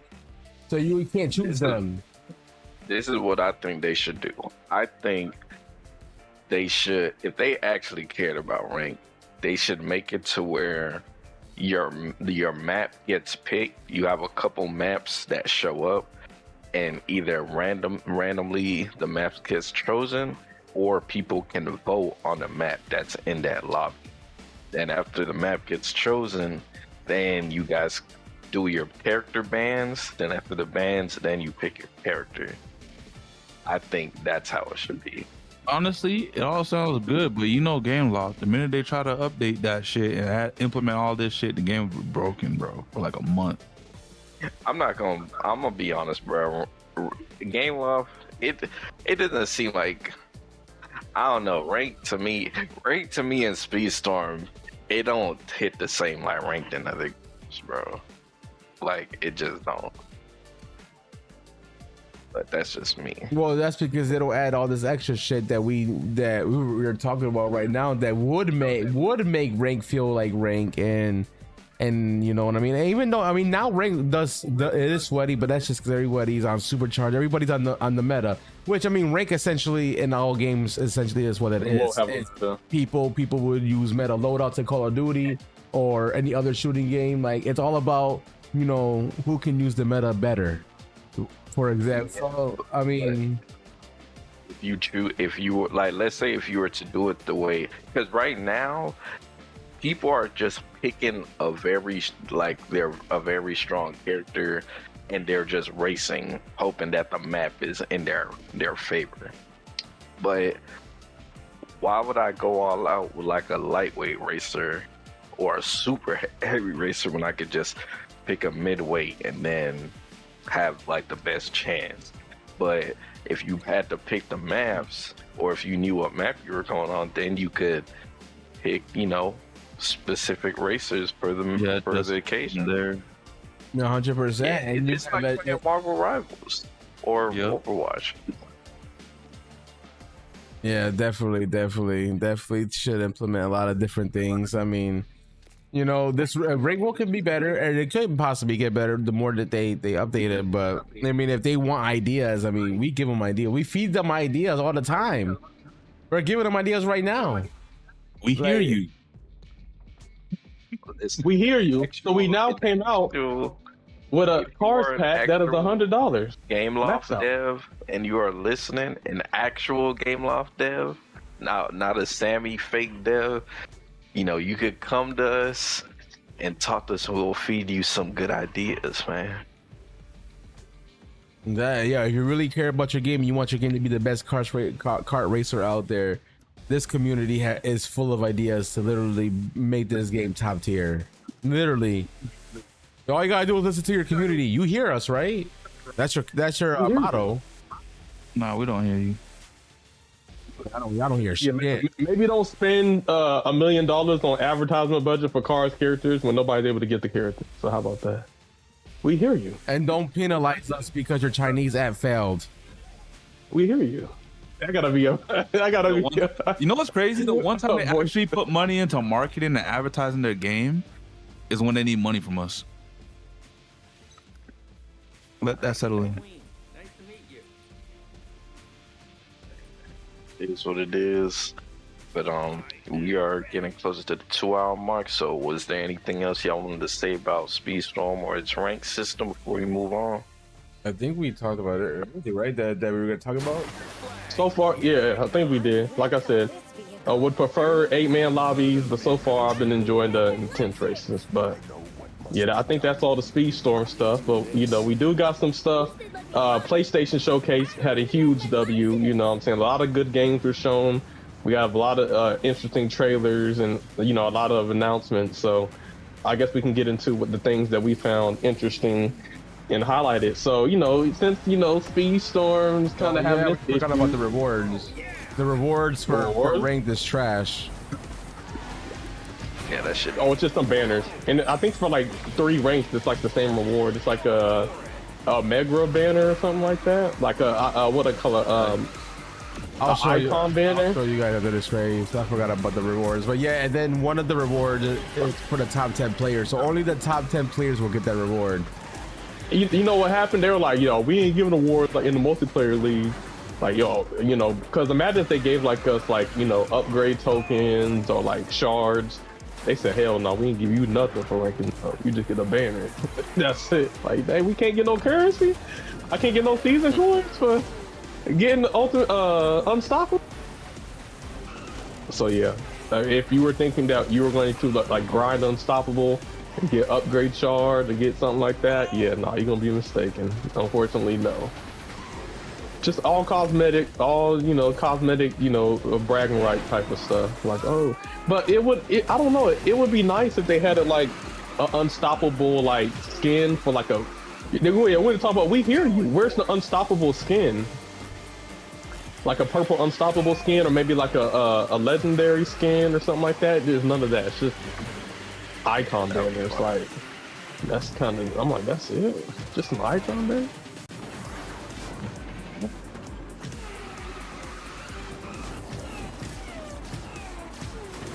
Yeah, man. State of play, man. It was hella dope, bro. Like One of the biggest okay, things. hold on. I know I watched the whole thing, or I watched the whole thing as well. okay. Sammy, Angel, did you guys watch it? No, I didn't watch it. Okay. Well, everything. I feel like every announcement ain't equal, but I feel like, and then I guess we could like, I did send the playlist of all of the announcement or the trailers, but we could, go over the highlights. How about we give it a grade before we start deep diving into this? Okay, I'm fine with that.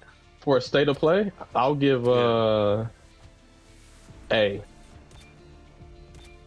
think what they shown was great. I mean, its point of a state of play is to show off interesting games that you would play or updates or different things, and I think it was an A. They showed off some good games with actual gameplay, and yeah, so I give it an A. How about you, Nano? I think I might have to agree with Mr. Khaled, man. I'm probably gonna give it like a B plus, A minus, and I'm not gonna lie. I think this is the probably the best state of play I've seen in like a long time. So as we kind of go more in, Hey, Sandbox, no, you also played Kenna? I played Kenna 1. I played that game was so underrated because even though it has like the Pixar animated style, like the gameplay is almost like some Black Myth Wukong Dark Souls, bro. Like the combat's actually really good. So yeah, bro. When they started off with Kenna 2, I was like, oh shit. Like I didn't play the first one, but that shit was looking fire. Like I might have to play the first one now. Yep. But Angel, I did send a link.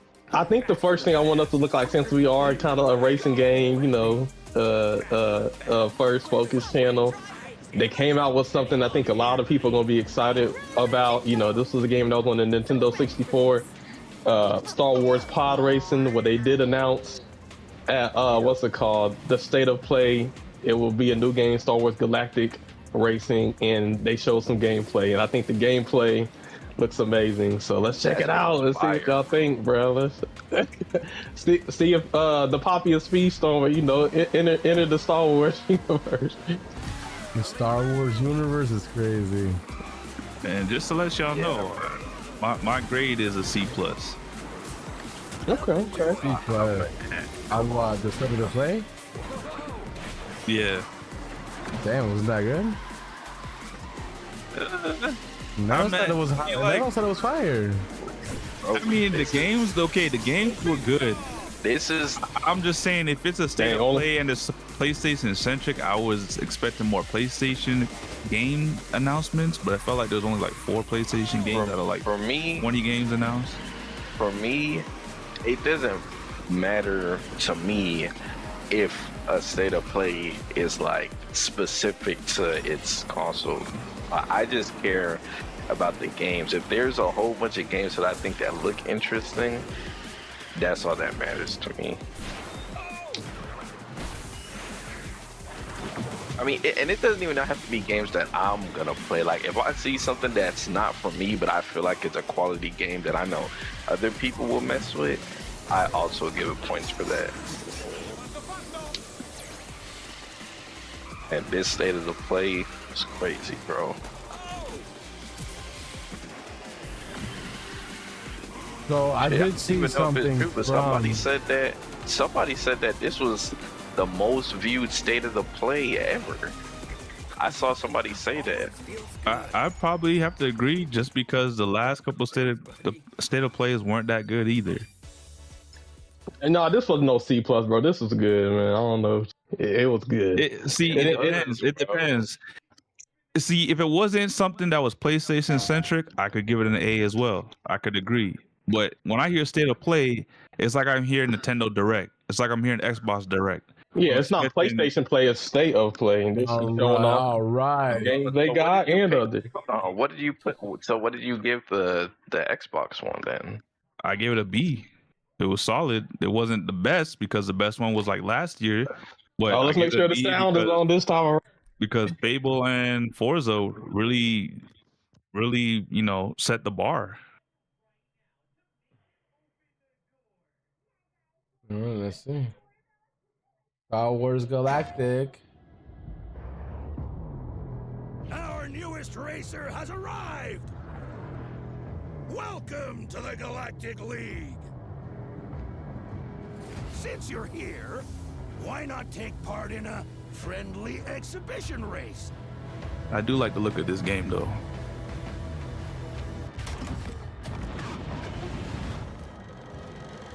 So is this more like a battle racer?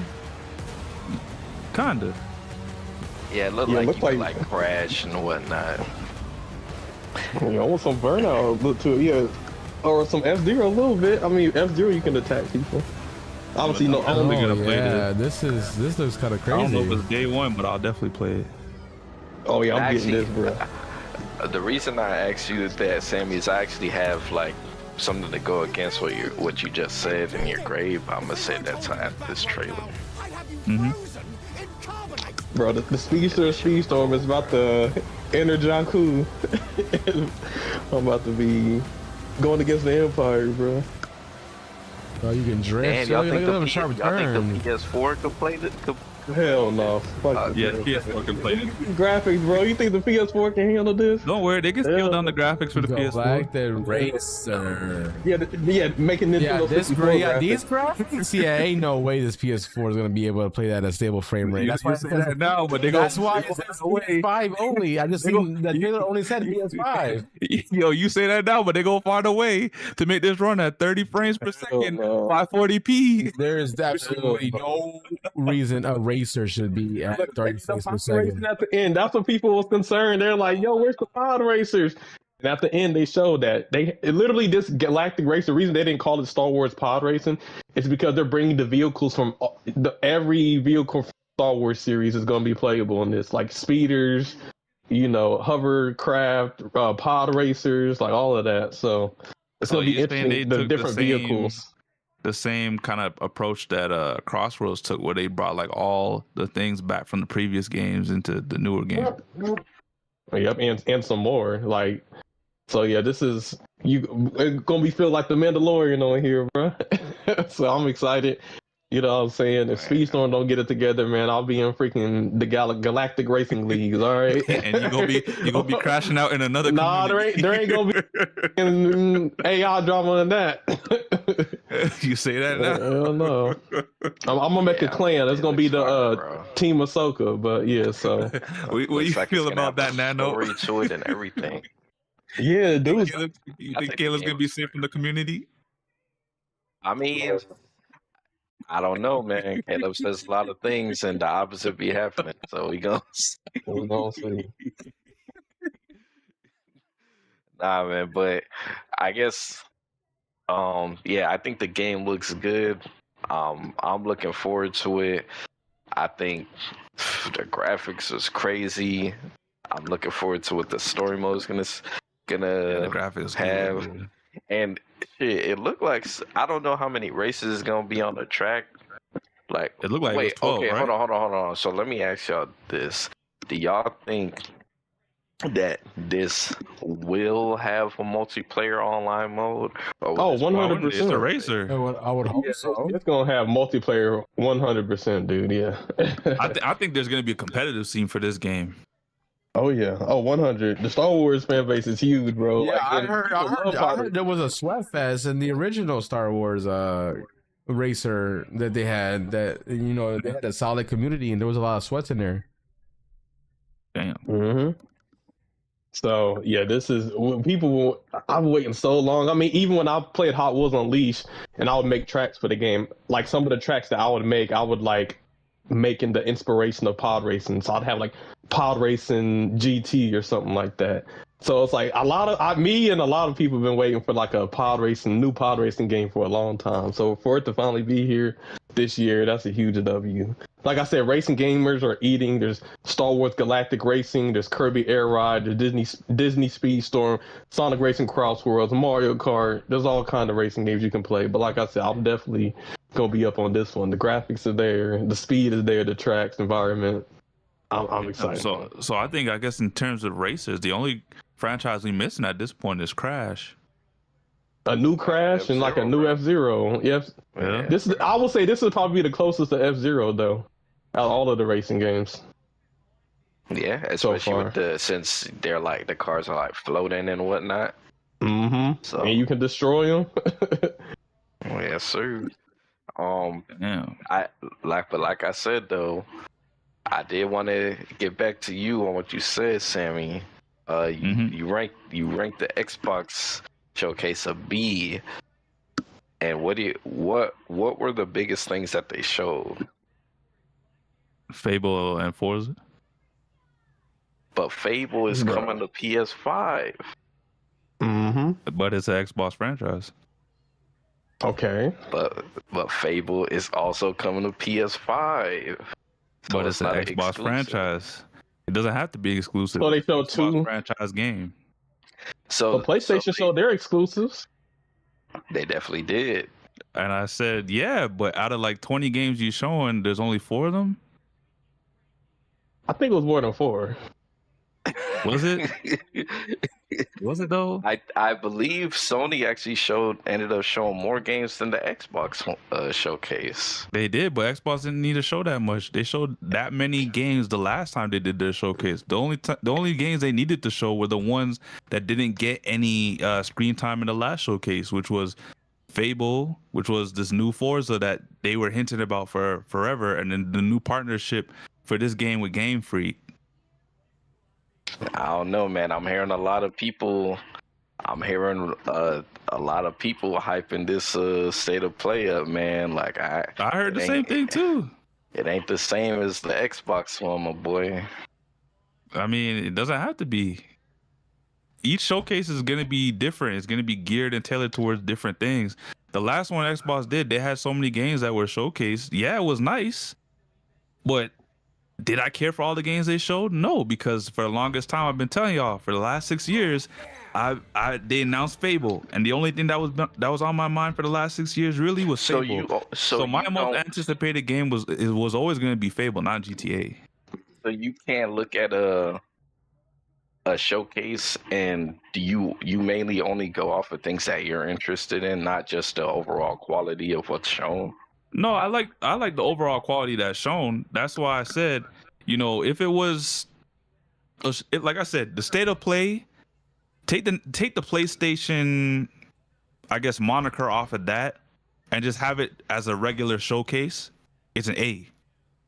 But what? I think yes, because if you're gonna, you gave it a C+ just because it's a state of play. Not because it's a state of play. It's because you're gonna have a state of play, and like I said, with the name state of play, you're addressing your fan base, which is PlayStation. So I'm coming to that and that showcase expecting. Happy. Yeah, you can see him happy, but I'm saying like you're gonna showcase games for your console or games that you're making from your studios. Yeah, but I'm saying you're gonna showcase games from your studios.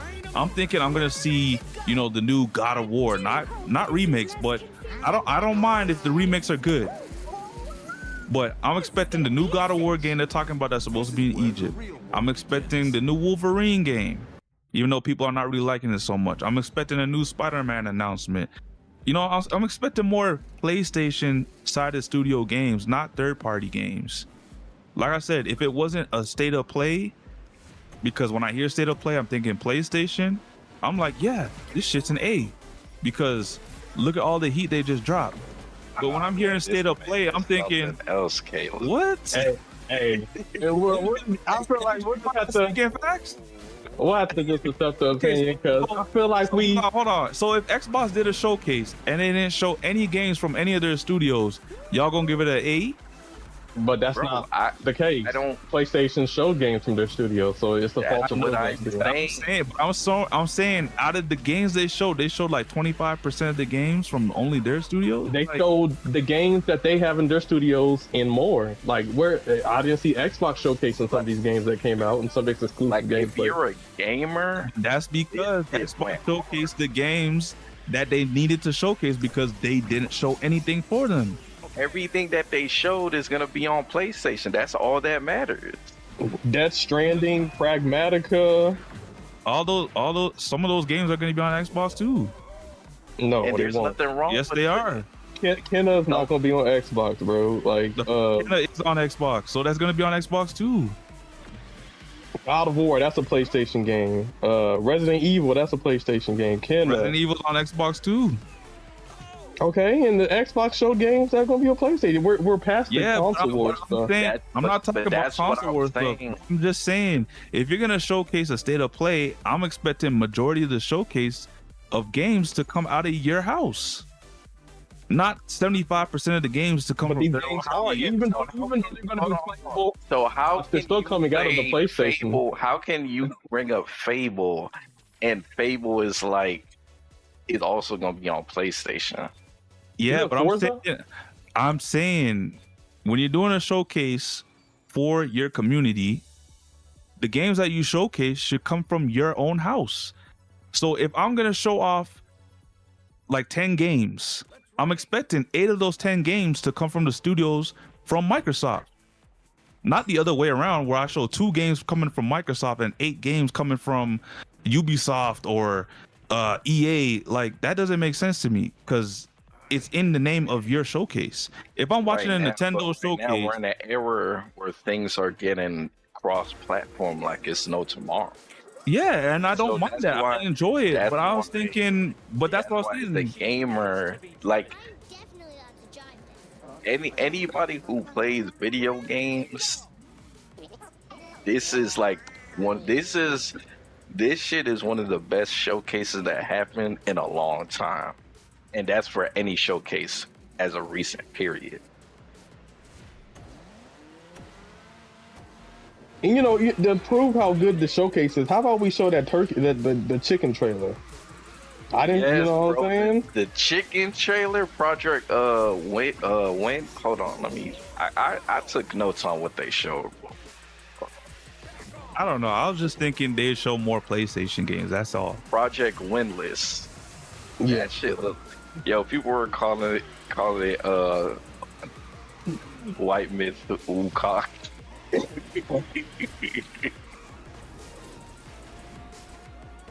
That shit looks like it's gonna be fire. But yeah, let's check out some of the highlights. Let's Angel, if you could put on the Windless trailer, and we can watch that together. That one was fire. It was. Yeah, and I did post the State of Play playlist in the CrashOut chat, and then I guess we can pick the videos from there if we want to watch. Yeah, man, I like jot down like a lot of games that you showed. Kenna 2, John Wick. They showed games that have already been seen before, but they like showed more. So like Beast of Reincarnation, Resident Evil, Rathon. They showed more Saros. I'm extremely high for Saros. Fucking Control, that Control game. I didn't play the first one, but the I think it's called Control Remnant. That shit, like, it's gonna be hard. Yeah, there's about like 4 games in the series so far, I think, now. Yeah, bruh. It's a lot, man. I don't know if Angels. We might just have to like talk about the games because I don't know if Angels. Oh no, there Angel, it is. you there? Yeah, I'm here. Of the goddess, you filthy creatures. Yeah, but what was going through y'all head when y'all seen this, bro? Like I saw the chick's face and I'm like, okay, what is this? I thought it was Dragon's Dogma or something. I'm like, okay, I don't know what this is, but I said Dragon's Dogma. There's no way there's another Dragon's Dogma game. I don't know. I'm just like, okay, like Voodoo Warrior Queen, you know, like what is this? You know what it reminds me of? Warhammer. It kind of has a Warhammer graphics, but it's like a brawler. Like I don't know, it gives me Warhammer vibes a little bit. I'm like, yo, this looks insane.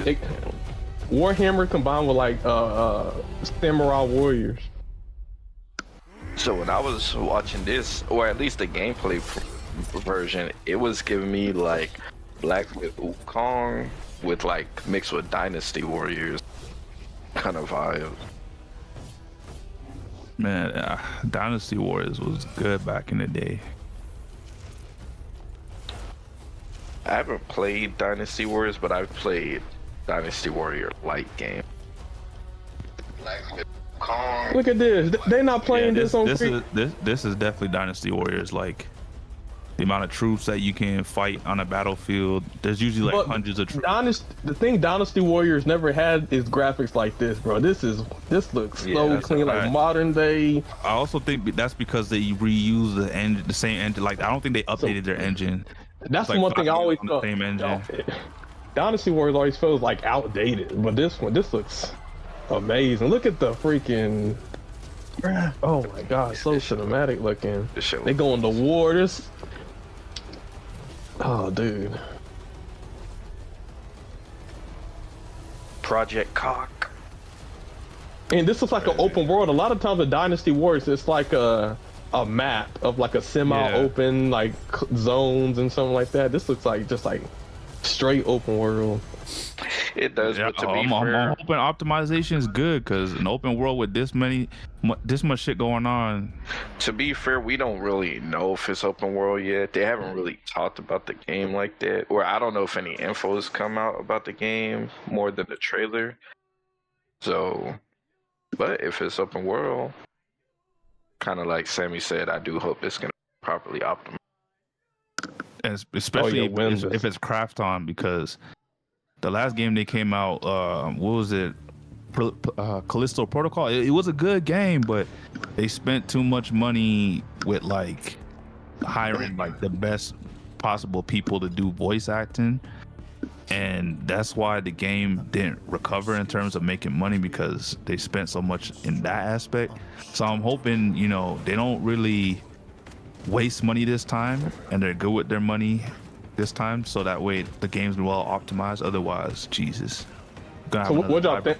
What y'all think? It look like a game you get the win list? Yeah. I'm copping that shit. It's definitely like a Dynasty Warriors with like boss fights, where you can like mount bosses and stuff like that. It's like kind of like Dragon's Dogma, like you said earlier, Caleb, or even not even just Dragon's Dogma, but like Monster Hunter, right? So it's got a lot going for it. It'll be interesting for sure. And the chicken protagonist, you know, you want to talk about, you know, because you know a lot of games have, you know, similar looking protagonists. The whole chicken thing, I'm curious to see what's up with that, like why he's a chicken. So, you know what I'm saying? Because I mean, they even coming out with like a chicken anime. I don't know if y'all seen that. It's based off of Korean folklore. So KFC, I like that. It's a KFC game. So the chicken versus the Colonel. The Monkey King, but instead of a monkey, it's like the Rooster King or something. I guess I don't know, but I'm all for it. Yeah, crazy. Hey, Peter Griffin ain't gonna like that, boy. Yeah, it's a game I'm looking forward to. I'm not gonna say it's a day one cop. I want to see more information on it, then I'll decide if it's a day one. You know, it's funny. They showed this John Wick trailer, but I bet you it's gonna be like a top-down shooter. All them damn John Wick shooting games are like that. No.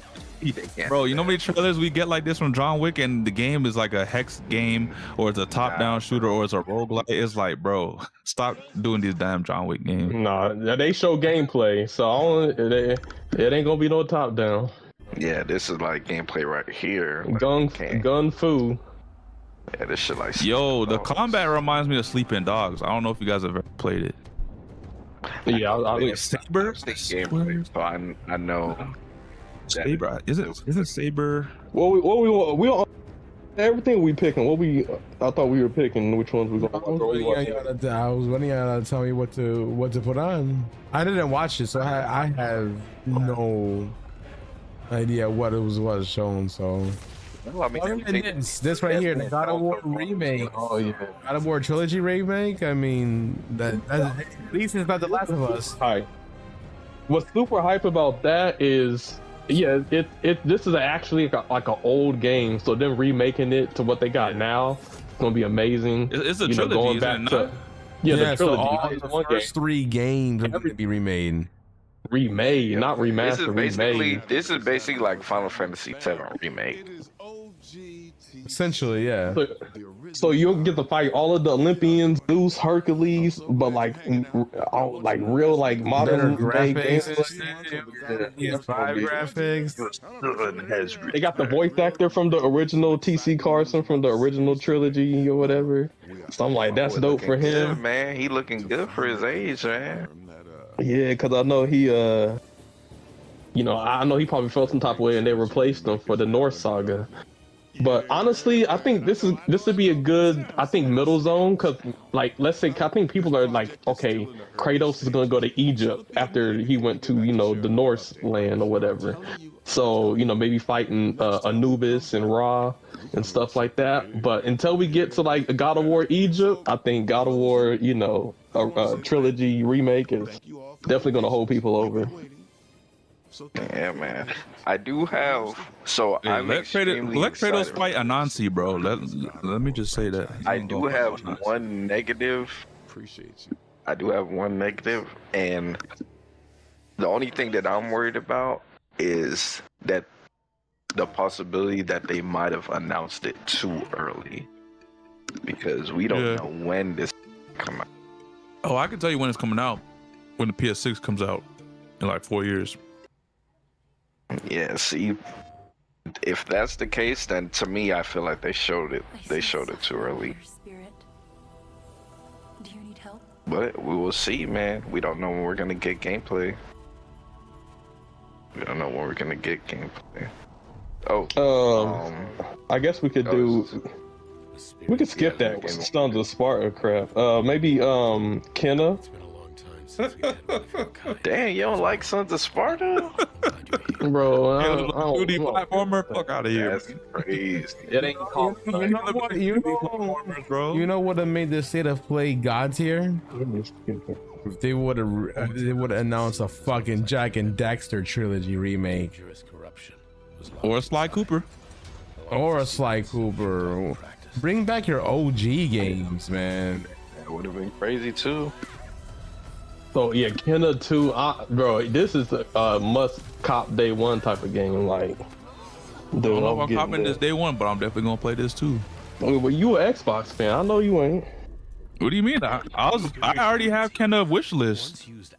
Exactly, wish list. Yeah, you ain't got it bought though. You got a wish list. Yeah, because I got Arc Raiders, man. What you mean? Kenna over Arc Raiders. Kenna was 60 off on the sale, but then Arc Raiders had a discount, so I just bought it when I pre-ordered it.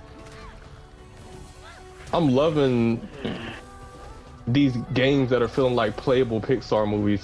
It's like, I think the first one, Ratchet and Clank, like the graphics were super good on that one, and this one kind of gave me the same vibes, so. Yes, You know, sir. Sony used to be the king of platformers, bro. What happened? They gave up. Crash Bandicoot, Spyro, Sly Cooper, Jack and Daxter. Like, Let Nintendo take that. they're mascotted IPs for all platformers back in the day. Damn near. They got more than that Uncharted bag. But that's like having Kenna, them Kenna being like a PlayStation thing. It's very refreshing. But I guess they only got the little black furry, companions this time around. I think, but then again, This game looks I guess done though. I will say that. the bosses are surprisingly Y'all harder. think Kenna's coming to Speedstorm? No. What the fuck, Caleb? Oh, it's coming on PC. I mean, I'm a little high. I'm a little high. I like how Kenna and Beast of Reincarnation got that whole woodsy vibe going on. Caleb out here catching strays. Oh man. Yeah, blame me. Fucking Stanley. I guess we could look at what's it called? Resident Evil. That was a big announcement. Resident Evil? Mm-hmm. Resident Evil Requiem. Yeah, this ain't a remake. This is a new game. It says 4th trailer, so this has already been announced for a while. I think the next Resident Evil game they're gonna do is Code Veronica X. That's not good. Victor purchased a building after Umbrella went under. The Rhodes Hill Chronic Care Center.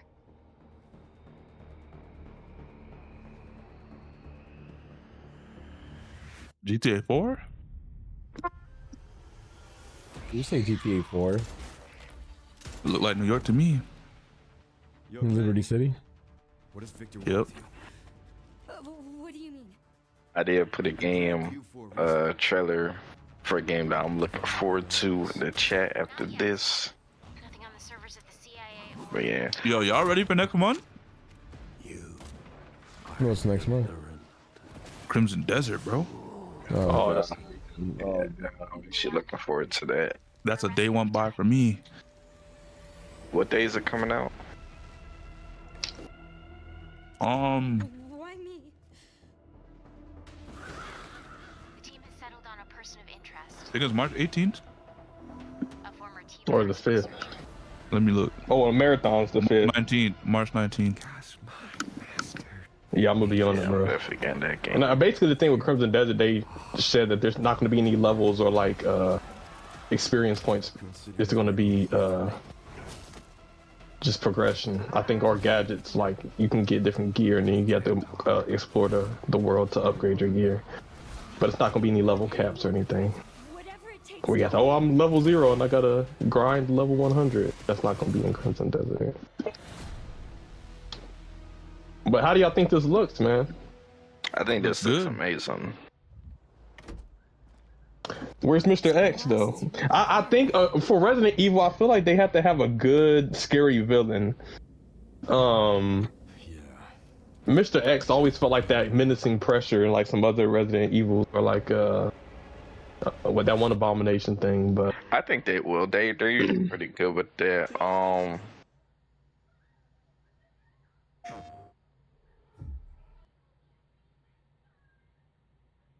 I think this game. I think this game is gonna be one of the games that's Game of the Year contender. what, just off the name? Not just how it looks. It looks amazing.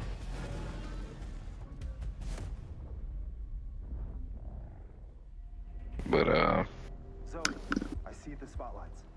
Are you getting closer? Listen, Dylan, we're getting distress calls from the theater, but... so yeah, this shit is fire, bro. I didn't play the Control before this, but I think I might just get this game, bro, off the rip. Control Resonant, the game-changing sequel to So Control. Remedy is the same people that did Alan Wake, for those of you who don't know. From our in-development build, we play as Dylan Faden, our supernaturally gifted hero, in a version of Manhattan like you haven't seen before. Well, it's like an RPG, huh? I see the levels by the characters' names, or at least not the names, but their health bar. Empowers Dylan to seamlessly move through gravity anomalies and adapt to the world around him.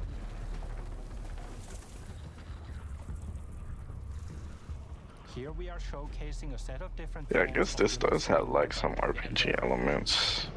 and his supernatural abilities. There are a lot of different ones you can discover to suit your playstyle. I didn't play the first one either, so I don't know. This one looks so much different than like the first one. Cause the first one, the lady had like a gun and stuff. I guess this time you leveled up. Yeah, I think this is her brother or something like that. Kind of. You'll know it when you hear it. I think they gave the game away for like people who bought the PS5. They could get the game or something. I got it, but I just haven't played it. Control, so I need to play Control. But You should, man. You should play it and let us know what you think about it. this kind of looks like what's that movie with Inceptus or something like that? Inception. Inception, yeah. Game gives me Inception vibes, yeah.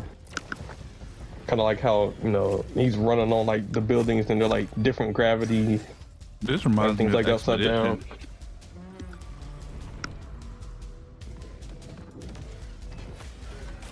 Don't this remind y'all of Expedition? No, I don't played it. Don't worry, Killer. I don't those get who come after. From what I've seen, it looks more like Inception to me. But I do like the creature design still. I don't know what the hell he's fighting, but this shit looks dope. And the bosses in this game look like they're gonna be fired too. Can't wait to share it with you later in 2026. Look like he's going against the Paintress.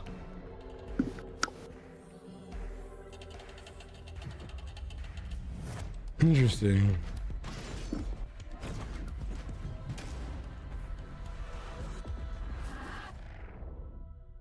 Good trailer. Good trailer. I guess we could do Pragmatica now.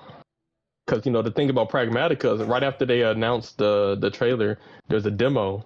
So you actually be able to, play this game if you have a PlayStation. Right now, actually today, if you want to try out the demo. But yeah, I've been looking forward to this game for a while. Yeah, it was supposed to come out a lot sooner, but I guess they delayed it. But it's finally coming out in April. What is this? Like, what is it about? It's like a futuristic, like, space game where it's kind of like I believe Capcom made this one. Yeah, single player. It's like you have like a gun. Yeah, I have this wish list on my Xbox account. It's like a buddy story, like that girl's gonna be with you the whole time type shit.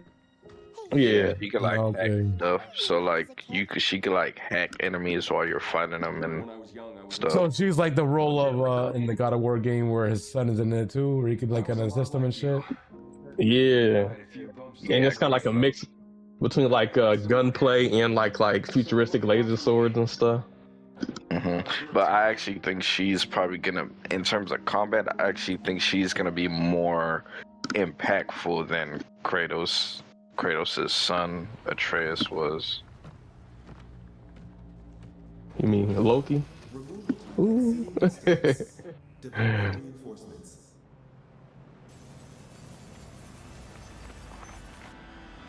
Yeah, Loki.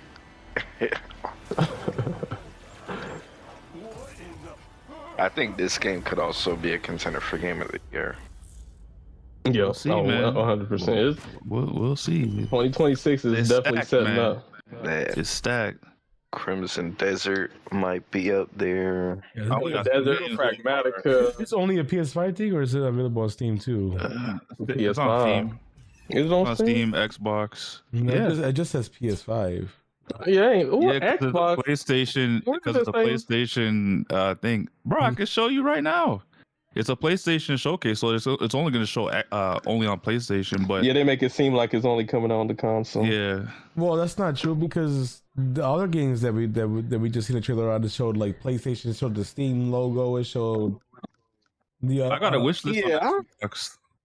I just saw it on the Steam page too because I'm going through the Steam store right now because they got some sales going on. Well, that's good to know.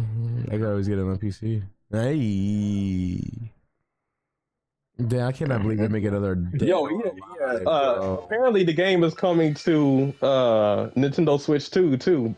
But like I said, it's a PlayStation 2. The whole exclusive stuff is done. We're not part of that gaming period anymore. Xbox is making games that are being played on PlayStation. PlayStation is making games that are being played on the Xbox, and so on. Titties. Who? This new Dead or Alive. New project. I did not see this. Yes. I saw. It looked like it was Ninja Gaiden in the beginning. Am I tripping? That because that's Hayabusa. Yeah, that's for you. See, I've never played a Dead or Alive game in my life, so I have no idea. You gotta play them, bro. I grew up playing Dead or Alive and I know Ninja Gaiden, so like, yeah, I don't know how I feel about Dead or Alive though, because you know the creator is gone, so I don't know how this game's gonna be. Oh yeah. Also, shout out to Sato, man. That's the he's the creator of all the Sega consoles that we have known to grow up with in a lifetime or in this timeline. He recently passed away. Yeah, show that Saros. Yeah, he passed away. I think earlier last week. S-A-R-O-S. And that's covering on it. I think he'll be missed, even though like Sega don't make consoles no more. I think he'll be missed just because what he did for the industry in his time. I guess for me, the only on the Dreamcast. I guess for me, the only thing I don't want to see after this is the Marvel token. Oh, the from the showcase. Yeah. Death Stranding. I've actually never played Death Stranding, but I always hear good things about it. Me either. It's on Game Pass. I could check it out, but I don't know. From what I heard, like the first game was like a glorified like delivery system, like delivery. You can't listen. That's what the detractors will say. But you know, I think the game has more than that. It's just people just trying to shit on something because there's some people who do. We're in that age of negativity. You know, some people don't like Kojima, so they're trying to find a way to shit on the game. That's true, but I did hear that people prefer Part 2 over 1, though. Yeah, I heard that too. But I don't. Yeah, I so don't like for people acting like all you're doing is just like delivering, that's not. You're doing more than that. I know you better than that. For me, if I'm gonna play 2, I gotta jump into the first one because I don't like jumping into the middle of a franchise and playing games. Otherwise, I would have played freaking Kingdom Hearts already. Yeah, it's just right now we're in a time where every gamers are trying to like wish for games downfall and try to tear it down, like High Guard, which you know update on High Guard. They got Guard. It wasn't just gamers. Like the game just wasn't up to snuff. No, it's not about the game. No, that's not it. It was people were shit on the game before it came out. Game, yo, they the wanted it to fail. in this game that throws me off every time. Why? Because I don't know if it's the same guy, but like the dude, this main character dude, looks like the dude from the TV show Gina and Georgia. I don't know who that is, but I never watched that. That's a good thing for you. So like I look at him, I'm like, bro, that's all I see is that the nigga from fucking Gina, Georgia. I'm like, damn, this man's a fucking space warrior now. You can engage without permanent progression. Went from comedy to seriousness. Love it. Angel's smoking too much, guys. I'm probably gonna smoke it too much. It's okay.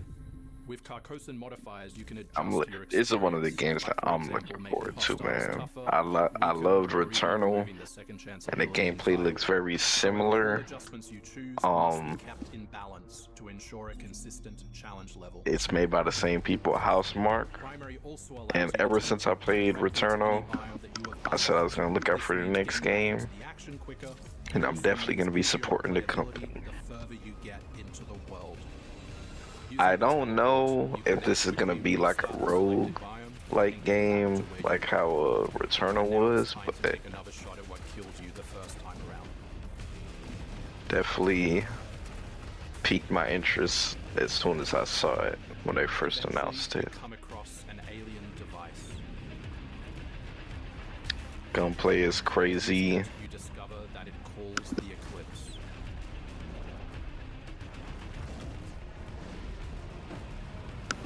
Kind of plays like Destiny. And don't disrespect Destiny like that. Dang, you saying it like that? You know, that's a bad game. No, I'm just saying though, that Destiny's movement is unmatched. I would argue this feels more like Warframe movement. What the Is Warframe movement good? Warframe plays just like Destiny. No, it's different play styles. I played Warframe and definitely felt the difference in Warframe compared to Destiny. I think the best game with movement is probably the finals. Fuck no. You play the finals, Angel? Yes, and I did not like it. What? That's a first. I've never heard someone say they didn't like the movement in the finals. So what was it? What was that Marvel game you talk about? Marvel Token? Yeah, Marvel Token Fighters. Yeah. Is this like Marvel Fighter Z type shit? Is that what this is? Yeah, Yeah. kinda, not really. Kinda. No.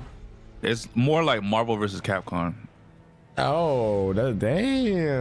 How come they don't make those no more? How come you don't see a Marvel vs. Capcom 4 or 5, wherever the last one Because was? Infinite was trash. Oh shit! Yeah. They lost their touch. It's crazy. Yep. Sad to see. We could use more fighters. Yeah, I guess you could show Token, and then after Token, I guess we could like move on to like the PlayStation being delayed. One of the things that I really like about the Token, what that they're doing is they put magic in the game. Ooh, yeah. I think Marvel Rivals. She got a lot of exposure from Rivals. Oh, this looks bad, they did. And not only that, but they just put Luna Snow and Magic as a. They made. Okay, so it's like a 2D fucking fighter. Like, okay. Yeah. Yeah. 2.5D. Hey, Blade better be in this game. That's all I got. Oh, that'd be dope. This actually and Gambit. Oh yeah, like I could. Like, this gives me Fighter Z vibes somewhat. Like definitely feels like it's gonna be one of those like competitive fighter games. I would definitely say this is more of a like spiritual successor to Mortal Kombat. Not Mortal Kombat. Marvel vs. Capcom. Now, is this gonna be better than what the last Marvel vs. Capcom was? Most likely, just because the last one was. We don't talk about the last one. I wonder how big this roster is gonna be at the start. Good question. I'm thinking maybe somewhere add more between. characters. I hope they add more low key characters too. I think 30 is a good number. Oh, year one pass. So if you can rewind it back, that's them showing characters Ultimate coming to the Edition. game. Oh, I like their ad. Yo, see, this is where they're gonna get people. Right here, the chromatic colors, bro. Them shits look fire, bro. Them shits look gas. With the rainbow neon like outlines in their outfits, that shit look crazy. Oh, it says it right here. Yeah. 20 launch characters. There's gonna be 20 characters at launch. It says it right there. Yeah, so it's gonna be 20 characters. It's gonna be like how Crossroads did theirs, because it looks like they got passes. Year one pass, you got 5 characters coming. Damn, only 5 characters throughout the whole year? 4 characters plus a arena. That's what it's saying. A stage plus 4 characters. That's for crazy. the whole year. Yeah, I need they to add more fucking characters than 4 for one whole year. We So gonna that do sounds one like every you're 3 getting- months? Pretty much. That's what it sounds like. That's crazy, bro. Another 20 How at many launch. characters does Marvel Rivals pull out every month? New character wise? 2 characters a season. And how long? So is the 1 season? character a month. 1 2 character a months. month? Oh yeah, that's crazy, bro. That's crazy. Well, hopefully, maybe they'll do more.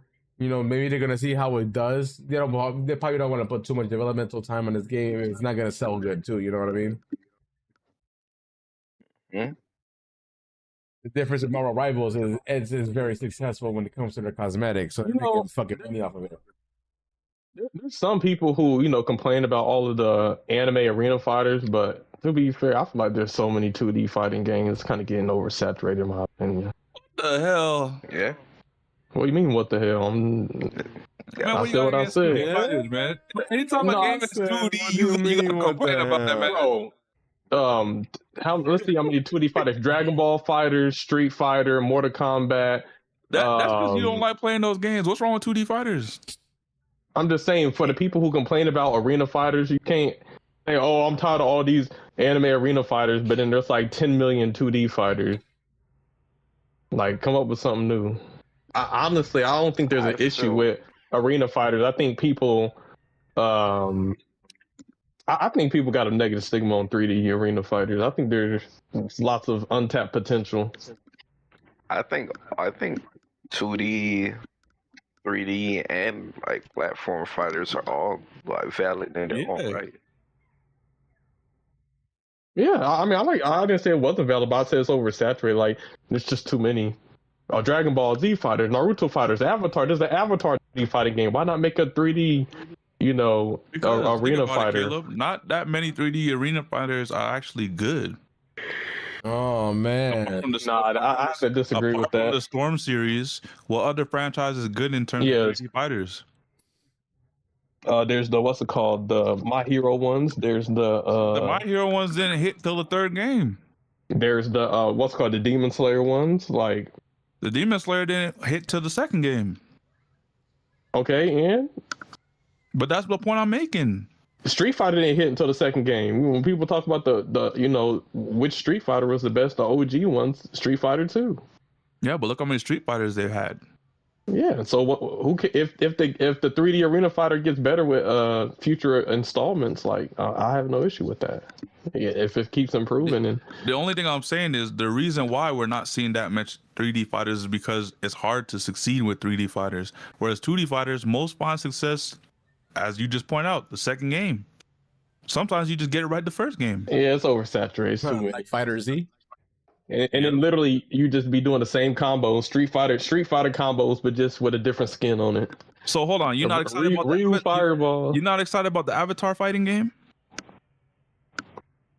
I don't know, just a Dragon Ball Fighters with a different skin, bro. Street Fighter with a different skin. I'm just the originality in games I is feel like different. that's kind of unfair though, Caleb, because they all like have their own like styles and tastes. Yeah, it'll be. I feel like it'll be fun for what it is. It's just like I don't know, Caleb is maybe it's just not 2D for you, man. You know, bro. If I want to play a 2D, I'll play Street Fighter 6. You know what I'm saying? Why I gotta play Street Fighter 6 in anime skin? You know what I'm saying? Not that there's nothing like that though. I'm just saying, like, I'm just speaking on the to defend my 3D arena fighters, man. Like, people want to act like 2D fighters and think oversaturated, bro, when they are. I think if we did a list of every single 2D fighter, and you'll start to see what I'm talking about. Yeah, but fighting games came out back in like what the late 80s, yes, early 90s, and most of them were 2D. It's primitive gameplay because that's all they could do at the time. You know what I'm saying? Yeah, but because that was the thing, that doesn't mean we have to stay there. We need to innovate on the fighting genre, not just stay at 2D. Yeah, but I don't think anything's wrong with the 2D fighters. I think people just make 2D fighters at this point still is because, everybody's inspired by either Street Fighter or Mortal Kombat. It's like Sonic, right? I don't think there's anything wrong with 2D Sonic games. They have their place, but if we're gonna only do 2D Sonic games and no 3D Sonic, that's a problem. And I feel like in the fighting game community, it's almost like we're getting to a point where every game is just a different variation of a 2D fighter instead of modernizing and innovating on like the fighting genre. I mean, we did innovate a bit. We had Tekken, we had Dead or Alive. That's damn 2.5D. Nah, those are 3D fighters. You can change directions. Yeah, change direction and still, you're still what's it called? Kind of oriented in a 2D, set. Even if you can sidestep, you're still fighting like a 2D fighter. It's just you have sidestep mechanics. Okay. Well, I mean, I guess we went over majority of things for the state of play, or at least that we thought were interesting. Obviously, there's a lot more, but we don't want to spend too long on it. So I guess... Hold on, Caleb.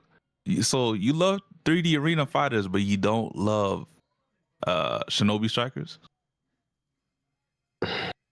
What? I don't like gacha games. How about that? Oh, you play Speedstorm? What you mean? Oh, shit. I barely like. I play. I'm a kart racer and I like Disney, but I don't necessarily. Like I said, I don't like the shit they doing.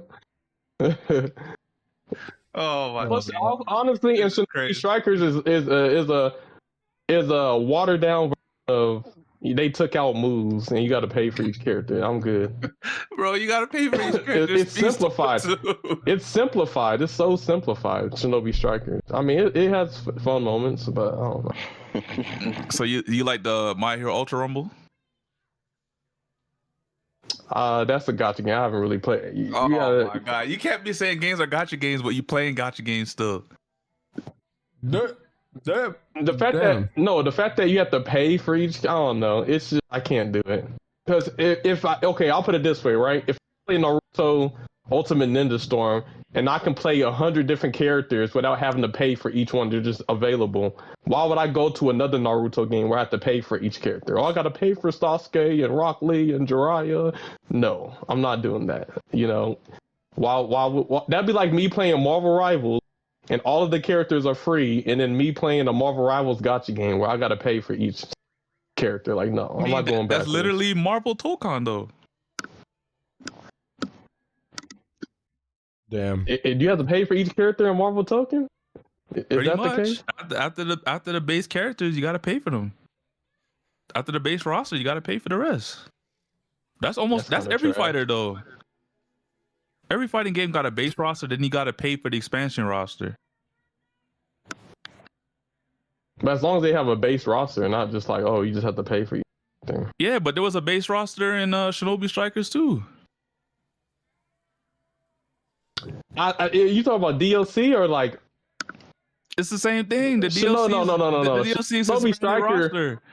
It's one thing if you have like a base roster and you have like 1 or 2 DLC characters you pay for, but when your whole game, like 90% of the characters, you have to pay for, nah. That's literally every fighter though. That's Dragon Ball Fighters. That's Dead or Alive. Dead or Alive is the worst of them. That's Street Fighter right now. That's Tekken right now. All 2D fighters. All 2D fighters. See the problem? Now they trying to charge your ass. Arena fighters just give you the characters off rip. 2D fighters, now they charging for each one.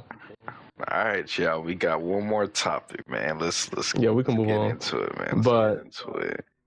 It is what About the PS6 getting delayed.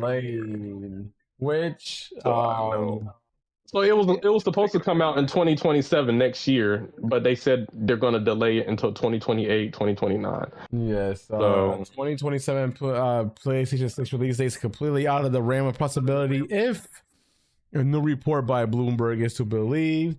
Basically, essentially, I read this article already. Basically, the reason why they're pushing it back is because the price of memory is skyrocketing because AI is just eating everything up, bro.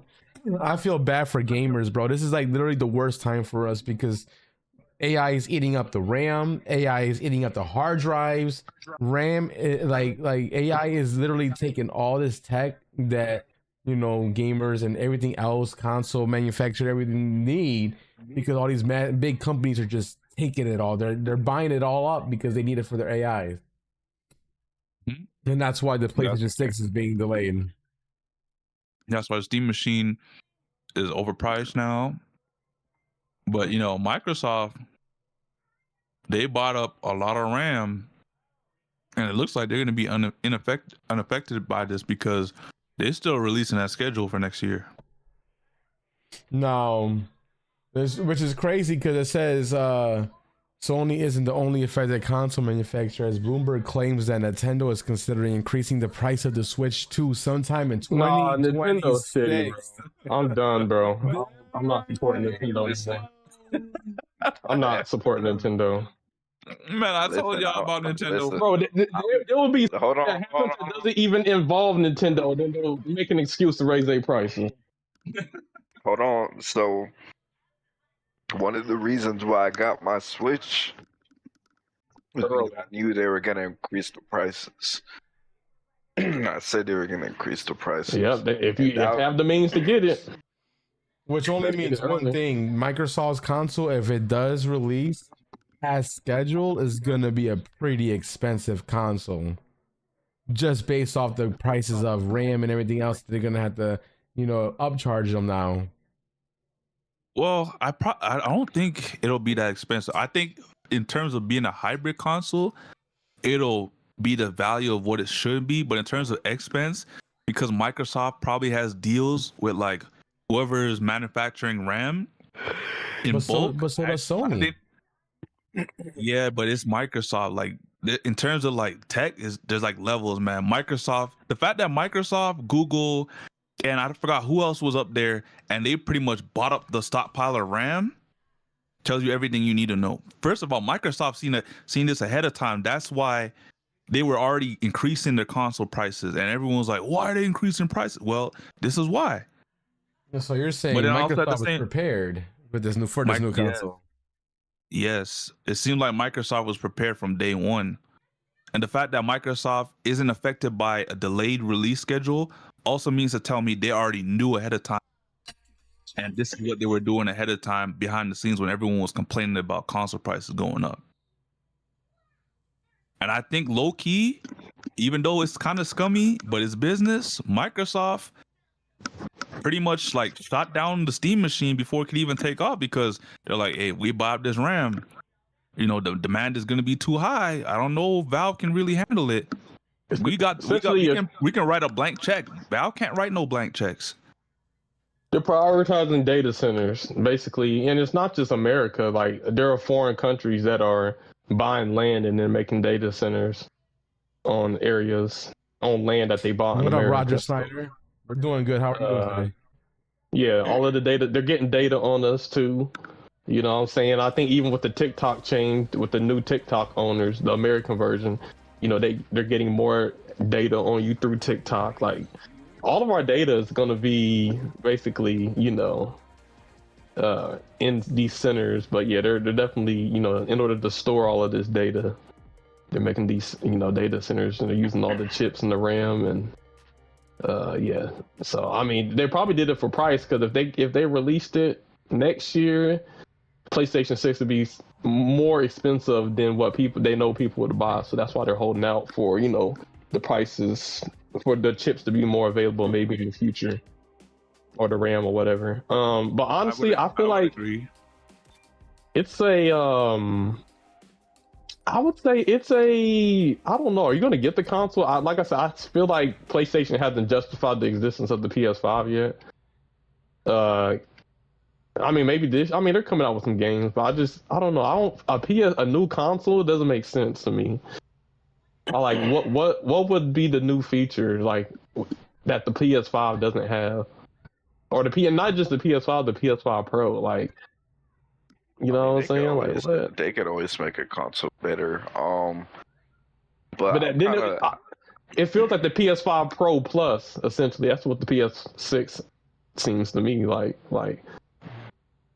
Where I will say I agree with you, Caleb, is and I said this in our chat before, but I feel like I could still get a lot out of my PS5. So if they don't release the PS6 until 2028 or 2029, I'm actually not bothered by that. Yeah, it gives me more time to actually justify my purchase of the PS5. Yep. Like, and let's say I honestly feel like if they come out PS6, like, I don't think I'd get it day one. I might be one of those people get it maybe a year or two later. Like, you know, only way they would have to have a very compelling game for me to get a PlayStation 6. Like, maybe like Ape Escape 4, and it's like the most amazing, you know, platformer of all time. But I don't know, like, I just don't see myself getting a PlayStation 6. It's kind of weird saying that. I don't know if that's growth, but like, I don't see myself getting the PS6. I really don't. I'll probably end up getting it. I'm most likely getting the next Xbox next year, just because I have a vast library already on the Xbox, and my library is already growing on PC because I have like over 1,000 games on Xbox and over 200 games on PC. So you mean to tell me I can play, and not to mention the Epic games that I get for free every now and then. So you mean to tell me I can play all my games in one spot? Like, I don't know. Maybe if they like for me incorporate some crazy VR, and it's like damn near photorealistic, kind of like that one shooting game that looked photorealistic. I forgot what it was called, but I don't know. What do you think could make gaming better? Like, do you feel like the graphics are like peaked at what they can? I don't think they have. I think things can look better. But the graphics, I want to say the optimization. Optimization for sure, but in terms of like graphic fidelity, it's peaks only because every time you make a game, especially because it goes onto PC, you're always gonna build the game up from the lowest denominator. So the lowest denominator can only handle like 30 frames and like 720p. They're looking to build games that can run on those machines, and then they optimize for everything above it. And because of that, that's why games are not overly like visually appealing, because those games won't be able to run it, and that's a big market that they're gonna miss. Same thing with consoles. If we make our game too strenuous for like in terms of like RAM or even graphics, like we can't sell this on a Switch 2. Switch 2 is selling like hotcakes. You mean we're gonna miss a whole market because of that? So they gotta scale back in terms of development on how they design games. That's why they gotta get over these PS4 niggas, man. Which they have recently. The finals has dropped support for PS4. You only have a month left to play the finals if you're on PS4. Otherwise, get a PS5, get an Xbox. I don't think it's on Switch, or get a PC. I think they took Netflix off of PS3, or maybe it was something else. But yeah, it was. Yeah, it looks like I was like, Netflix is still on PS3, but even still, I mean, why would they have to take Netflix off PlayStation 3? I guess because maybe PS3 is like so old, like maybe they have to pay some type of money to still have it running on the PS3, and they just like majority of people aren't watching watching Netflix on PS3. Like, who the fuck is still watching? You never know. It's the same thing being said about who's still playing games on PS4. Yeah, I know people are still using the Wii to watch Netflix. People are still playing the PS3 because they can't play. The PS4 is different because we know the PS4 is so like hotcakes, right? So we know a lot of people are still using it to this day and still watching Netflix. Whereas, people are using the PS3, but majority of the people, if they're using a PS3, it's to like play some old ass game they love or some shit like that. But more people than not, they probably just wanted to. I think Netflix just wanted to cut their ties to PS3 because they probably weren't making as much money with streamers coming from there. So they're like they don't want to pay for their stuff to be on it. But that's just what I think. But yeah, it honestly, if it's coming out after GTA 6, you know what I'm saying? It's like, I don't know, it just seems like a glorified PC. We'll see. Like I said, when it actually comes out, maybe they have some new features or something that's really. Are actually. Yeah, all consoles are miniature PCs, just in a different format. Yeah, like I said, I think the peak of gaming is whatever is run on the strongest PC. Like a game with the strongest PC graphics and optimization, that would be basically the peak of what a console can accomplish. So when I think about a PS6, I just think about probably the strongest PC that's available right now will basically be in console form in like 2 years. Yeah, but the thing is about consoles, they're always behind in terms of technical ability and hardware. So even if you drop the PS6, let's say like 4 years from now or whatever the case is, it'll never be at the peak because PCs will always have more power than consoles. Consoles are always limited. Right, which means that since the consoles are behind, the console that we do get for the PS6 will basically just be whatever top end PC is now. Pretty much. But then, like, you also have to understand, if we already know that and we've been buying consoles and we've been knew that, what's the difference now? What has changed? Why is that going to stop you from getting the next one? Because I feel like the hardware I have, from what they advertise, is strong enough to run games. Yeah, you're right to think that, but at the same time, you don't want to end up like the same guys on PS4 that are losing support. Oh, you guys had the console for like 8 years now. It's time to shut down support. Yeah, I'm gonna be a PS on PS6 now. Hey, look, I think, man, you go. I'll probably have that trailer. They gonna show that new sparkly spiffy trailer, and they gonna show all answer. Man, I need this, man. If they come out Astrobot fucking Reborn or something like that. I don't know. I might consider. Caleb gonna see the trailer and then it's gonna say, and then all support on PS5. I'm like, fuck. Usually No, but what's going to happen? I feel like all of the PS6 games are going to be on the PS5. You know what I'm saying? That's why, like, I will be the PS4 equivalent of the probably next gen, bro. I'll be on the 5 forever. The PS5 for like a year, maybe a year and a half. But I think You know what's funny? We're saying all this shit, knowing damn well the scalper is gonna make sure you guys can't buy them. Yeah, so either you're gonna get it day one, or you're gonna have to wait a year anyway because the scalper's gonna buy up all the inventory unless You said you know wait a year? PlayStation learns from their mistakes and don't make it to where people can buy freaking 100 consoles to one Bro. person. Ain't no way you said wait a year because there's been people waiting a whole generation to get a PS5 and they couldn't because of scalpers. I feel like after a year they were available. People just weren't looking in the right. They were available until the prices went up. Yeah, I didn't see that coming. That was something relatively new within the last year or two.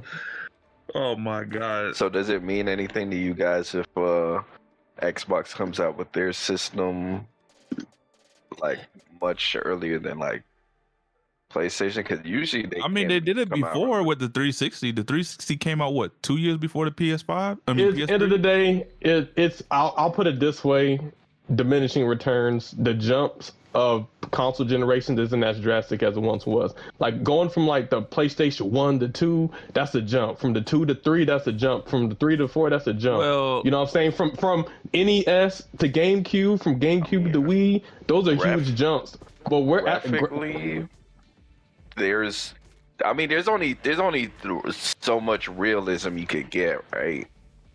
yeah, but in terms of a jump, right now, I feel like the jump next console will be a jump only because it is going to be more PC based. We'll see. Right now, when it comes to graphics, there's no more jumps that they can do when it comes to graphics.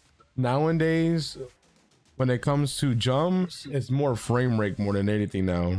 Yeah. If you can play a game of 4K with ray tracing on at a steady 60 frames per second, that's a good jump.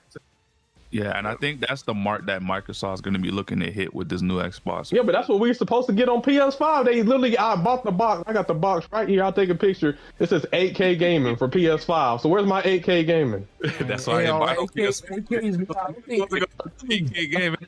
I actually read an article, and it looks like 8K is no longer going to be a thing.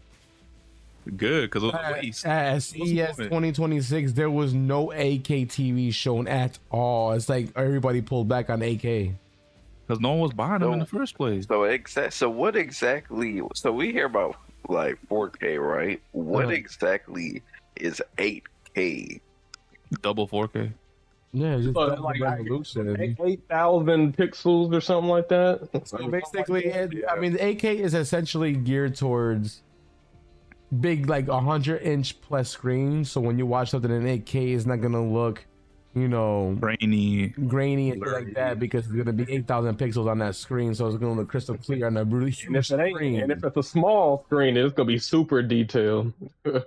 So, but like the bandwidth it takes for 8K stuff, or like if Netflix were to incorporate 8K, it would require so much bandwidth that it's not worth it. So nobody's adopting 8K right now at all. 4K video already takes up a lot of space, you know what I'm saying? So imagine having to save 8K clips. Like each clip would be a gigabyte. Yeah, so it looks like 4K is here to stay for a long time. I don't think there's any resolution to really in a while. But the thing is, like, once we got 4K, I didn't really see the necessity for us to go to 8K. It was like 8K is like if you want to zoom in and it still be crystal clear. Like it's kind of already like that with 4K. But imagine if you want to zoom in even more and still see like high resolution detail. I guess that would be like 8K. We don't need all that. Yeah. Like imagine taking an 8K photo, like a landscape photo, and then you can zoom in and you can see like the hairs on somebody's freaking neck or something from like 1,000 yards away. But yeah, that ain't that necessary, man. the price you would probably play and probably all of the freaking resources that go into making an 8K, it's probably not feasible. 8K TVs are going for like 20 grand. Like who's really spending 20 grand on a TV? It's like, and TVs don't even hold value, so that's a waste. More of about money. bigger TVs, you might need more pixels because it's bigger. But like, if most people got 50-inch, 60-inch, and the repair costs on that TV, whoo. Yeah, nah, yeah, you get a kid or a dog, and your stuff is over. Yeah, but I don't know. It's like I said, other people might be super excited. Yo, I'm day one, but I just feel like, man, it's all good, Caleb. You don't gotta stress yourself, man. Just take the wait and see approach. Yeah, I did the stress myself in PS5, and I just feel like it wasn't worth it, to be honest. And I'm not doing that for the sticks. Waiting some time, man. Caleb's girl was like, "You stay on that PS4, I'm leaving." Caleb's like, "No." The PS5 was definitely better than the 4. The internet is better. The 4 literally like limited the speed of the internet you could get. Like the 4 is the outdated console. Internet, did y'all still have the internet browser on the PS5? Nah, they never added that shit. But the PS4 had it, which is funny. Cause I remember using my niece's PS4 and man, all the PS4 users are gooners, bro. Like that's why they put on the 4 and they realized PS4 people are gooners. So they said, "Nah, we taking this off our." Over here looking out. That's crazy. Man, but I mean, so there's no way you can access the internet browser on the PS. It's just gone. Nope. It's not there. Yeah. It was So, I don't know. I mean, it might come back with PS6. Yeah, I don't see why they. I mean, I guess You got PS6 for today. Yeah, pretty much. I guess hey, but yeah, Rogers, it's good to see you play High Guard, man. Yeah, Mr. Caleb, start for your final thoughts, bro. High Guard game of the year, man.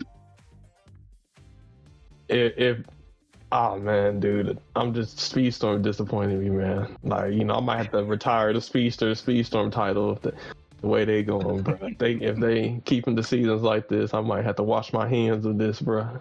Man, I try to warn you, man. Like I said, I'll be on. Warn you, Caleb. I'll be racing on freaking the Death Star or some shit, bro. Like, nigga, I'll be pod racing. But yeah, bro. Oh no. Bless you. It's final thoughts, man. I don't know, man. I will say Hollywood better watch out. You know, maybe next week I do want to show off a lot of there's a new AI app called like Sea Dance, and it's recreating a cinematic movies. So, you know. So it's gonna be like Sora but better? Sora, but like 10 times better, bro. The stuff they're recreating Bruce Lee movies, bro. They're like recreating Godzilla, Kong style Transformers, Avengers Endgame quality, you know, videos with this new AI app. To the point where Disney was wanting to sue. So maybe we'll talk about that next week. No, I might use it to remake that Superman movie that came out in the summer. That's crazy. Do it the right way. Okay.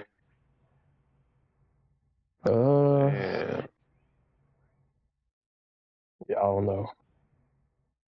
Happy Valentine's Day, I guess.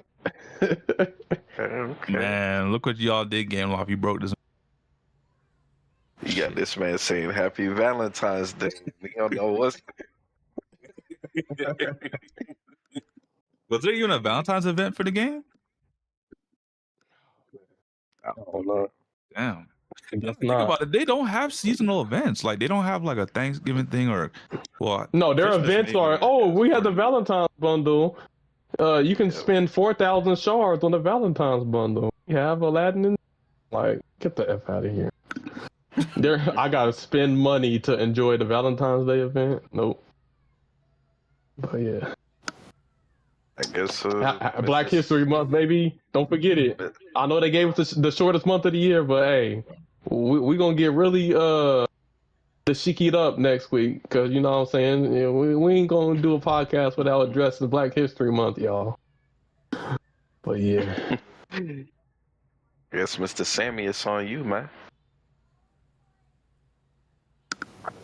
Fable Game of the Year. You standing on that? Yes, sir. That's the only game I can see being Game of the Year. I don't give a fuck about no GTA 6. Because I stand I care on about mine that last shit? year and it won. So you gonna No, stand on it, or you gonna switch up? No, I'm not switching up. You know why? Because like I said, this was my most anticipated game for the last half decade. Right? As soon as it got announced, Sammy got wet. That's right? damn, you got wet. Yeah. So this dude Sammy is moist. I'm gonna start calling you Moist Watkins, bro. Okay. Moist critical out here. Say he was pre-jizzing, man. I was like, ooh, no, Fable's back. Okay. But nah, for real. Fable's definitely the game I'm looking forward to. Although I want to play Crimson Desert, I'm getting it day one. I'm using my Microsoft money and buying it day one, the pre-order. I'm gonna be playing Fable day one. It's gonna be in Game Pass, so I can wait to buy it. But I'm probably gonna buy it anyways, just because I want whatever deluxe edition that's gonna come for the game, and I want all the bells and whistles for that game. So I'm definitely gonna be buying that day one, and I'm definitely gonna be streaming that day one too. I'm probably gonna look to take some time off work, but yeah, that's my game of the year. That's my most anticipated game too. Fuck GTA. GTA hasn't been good since GTA 4, and you know, let them fucking delay their game again. Even better for Fable. But yeah, I'm definitely looking forward to this year for gaming, because there's a lot of great games coming out. You know, we'll see what happens with the consoles next year, if Sony really delays it or not. You know, we'll see what happens with this new Xbox console. I'm curious to see how they have designed it, where this console is really gonna excel at.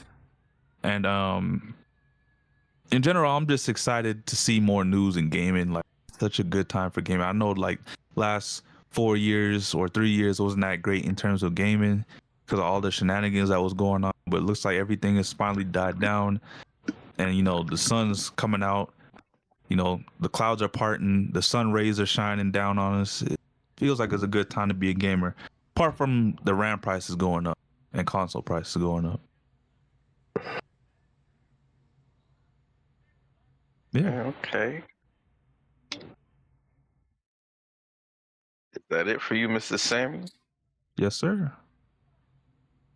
Hey, man, I guess I'll do mines, but as of right now, I don't have a game of the year that I could stamp. When I feel confident about my pick, I will let you guys know. As of right Expedition now, Zero? It's looking like, I don't know. I think right now it could be. We got a couple I see in the running: Pragmata, Resident Evil, Crimson Desert. Fable could be one. Just gotta see, man. We just gotta see, and that's not even mentioning games that might come out that haven't been shown yet that are still coming out this year. So we'll see. That's true, because we didn't find out about Expedition until like April or something, or early spring or something like that. I know they announced it early in the year, but then like a real trailer didn't drop till like, I want to say spring at the Xbox show. No, early in the month.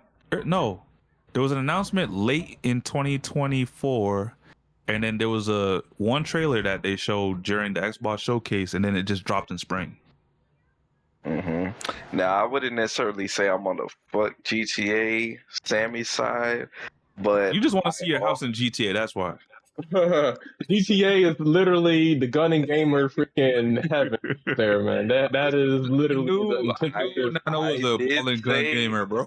I did say, even if GTA released, I didn't think it was gonna win Game of the Year. I think something will beat it, but we will see. I mean, I don't even think it's gonna be coming out this year. Nah, it's coming out next year. I think it will be delayed. So, but I don't. yeah, man. Hopefully, There's way too many good games. I don't care about. It is, man. This is despite I will be trying to look for your house though, Nano. I will. That's all I'm saying. I will be. If you can find it, man, I'll give you $100. All right. You said you live near a strip club, so I'm gonna be looking for all the strip clubs. Yeah, man, find it, bro. He looking for the big booty Latinas. I don't need to look. Let me just say that. Oh, he said he got one at the crib. Oh, I don't know about all that, man. Sammy do. Yeah.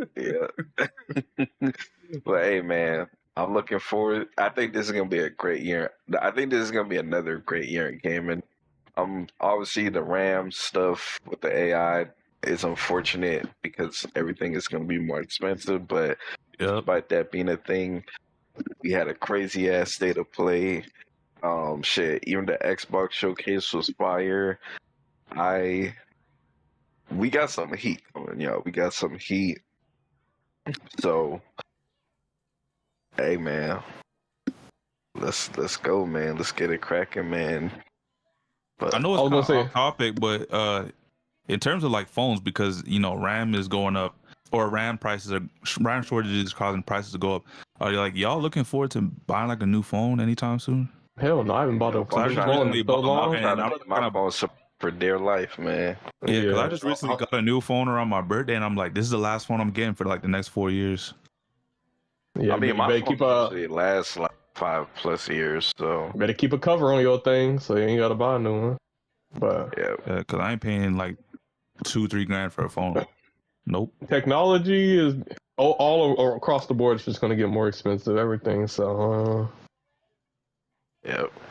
But hey, man, it's up. I'm gonna leave it off with you, Mr. Angel. Yo, great podcast, everybody. Yo, Speedstorm, get your shit together. This is gonna be a great game, but you gotta get your shit together. Sony shows some good games. I still would like a Jack and Daxter remake though. So Sony, if you're listening, give me that. I'll buy it day one. Sly Cooper as well. Sly Cooper, show love to all your older games because they're still better than any new games you came out with. I mean, facts are facts. But other than that, yeah, that's really much it. It's not that much gaming news. So I mean, PS6 being delayed, the memory shortage, this shit's crazy out here, man. It's literally a worse time to be a gamer right now because everything is going to be increasing in price right now. It's just crazy. But yeah, that's all I got. Gameloft, just get your shit together. Listen to your peoples. Listen to your community, and your game will thrive. That's all I gotta say.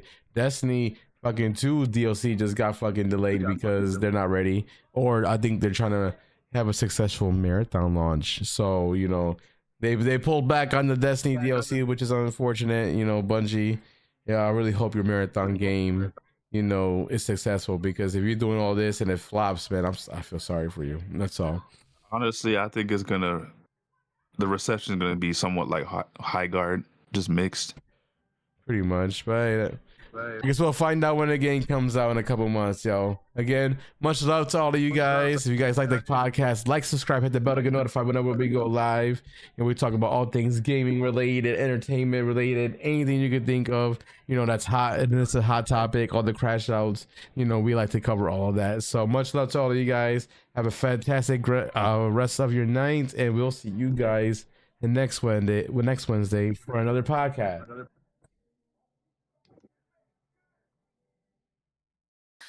Going out to Gameloft and Speedstorm. Sir, man, y'all have a good one.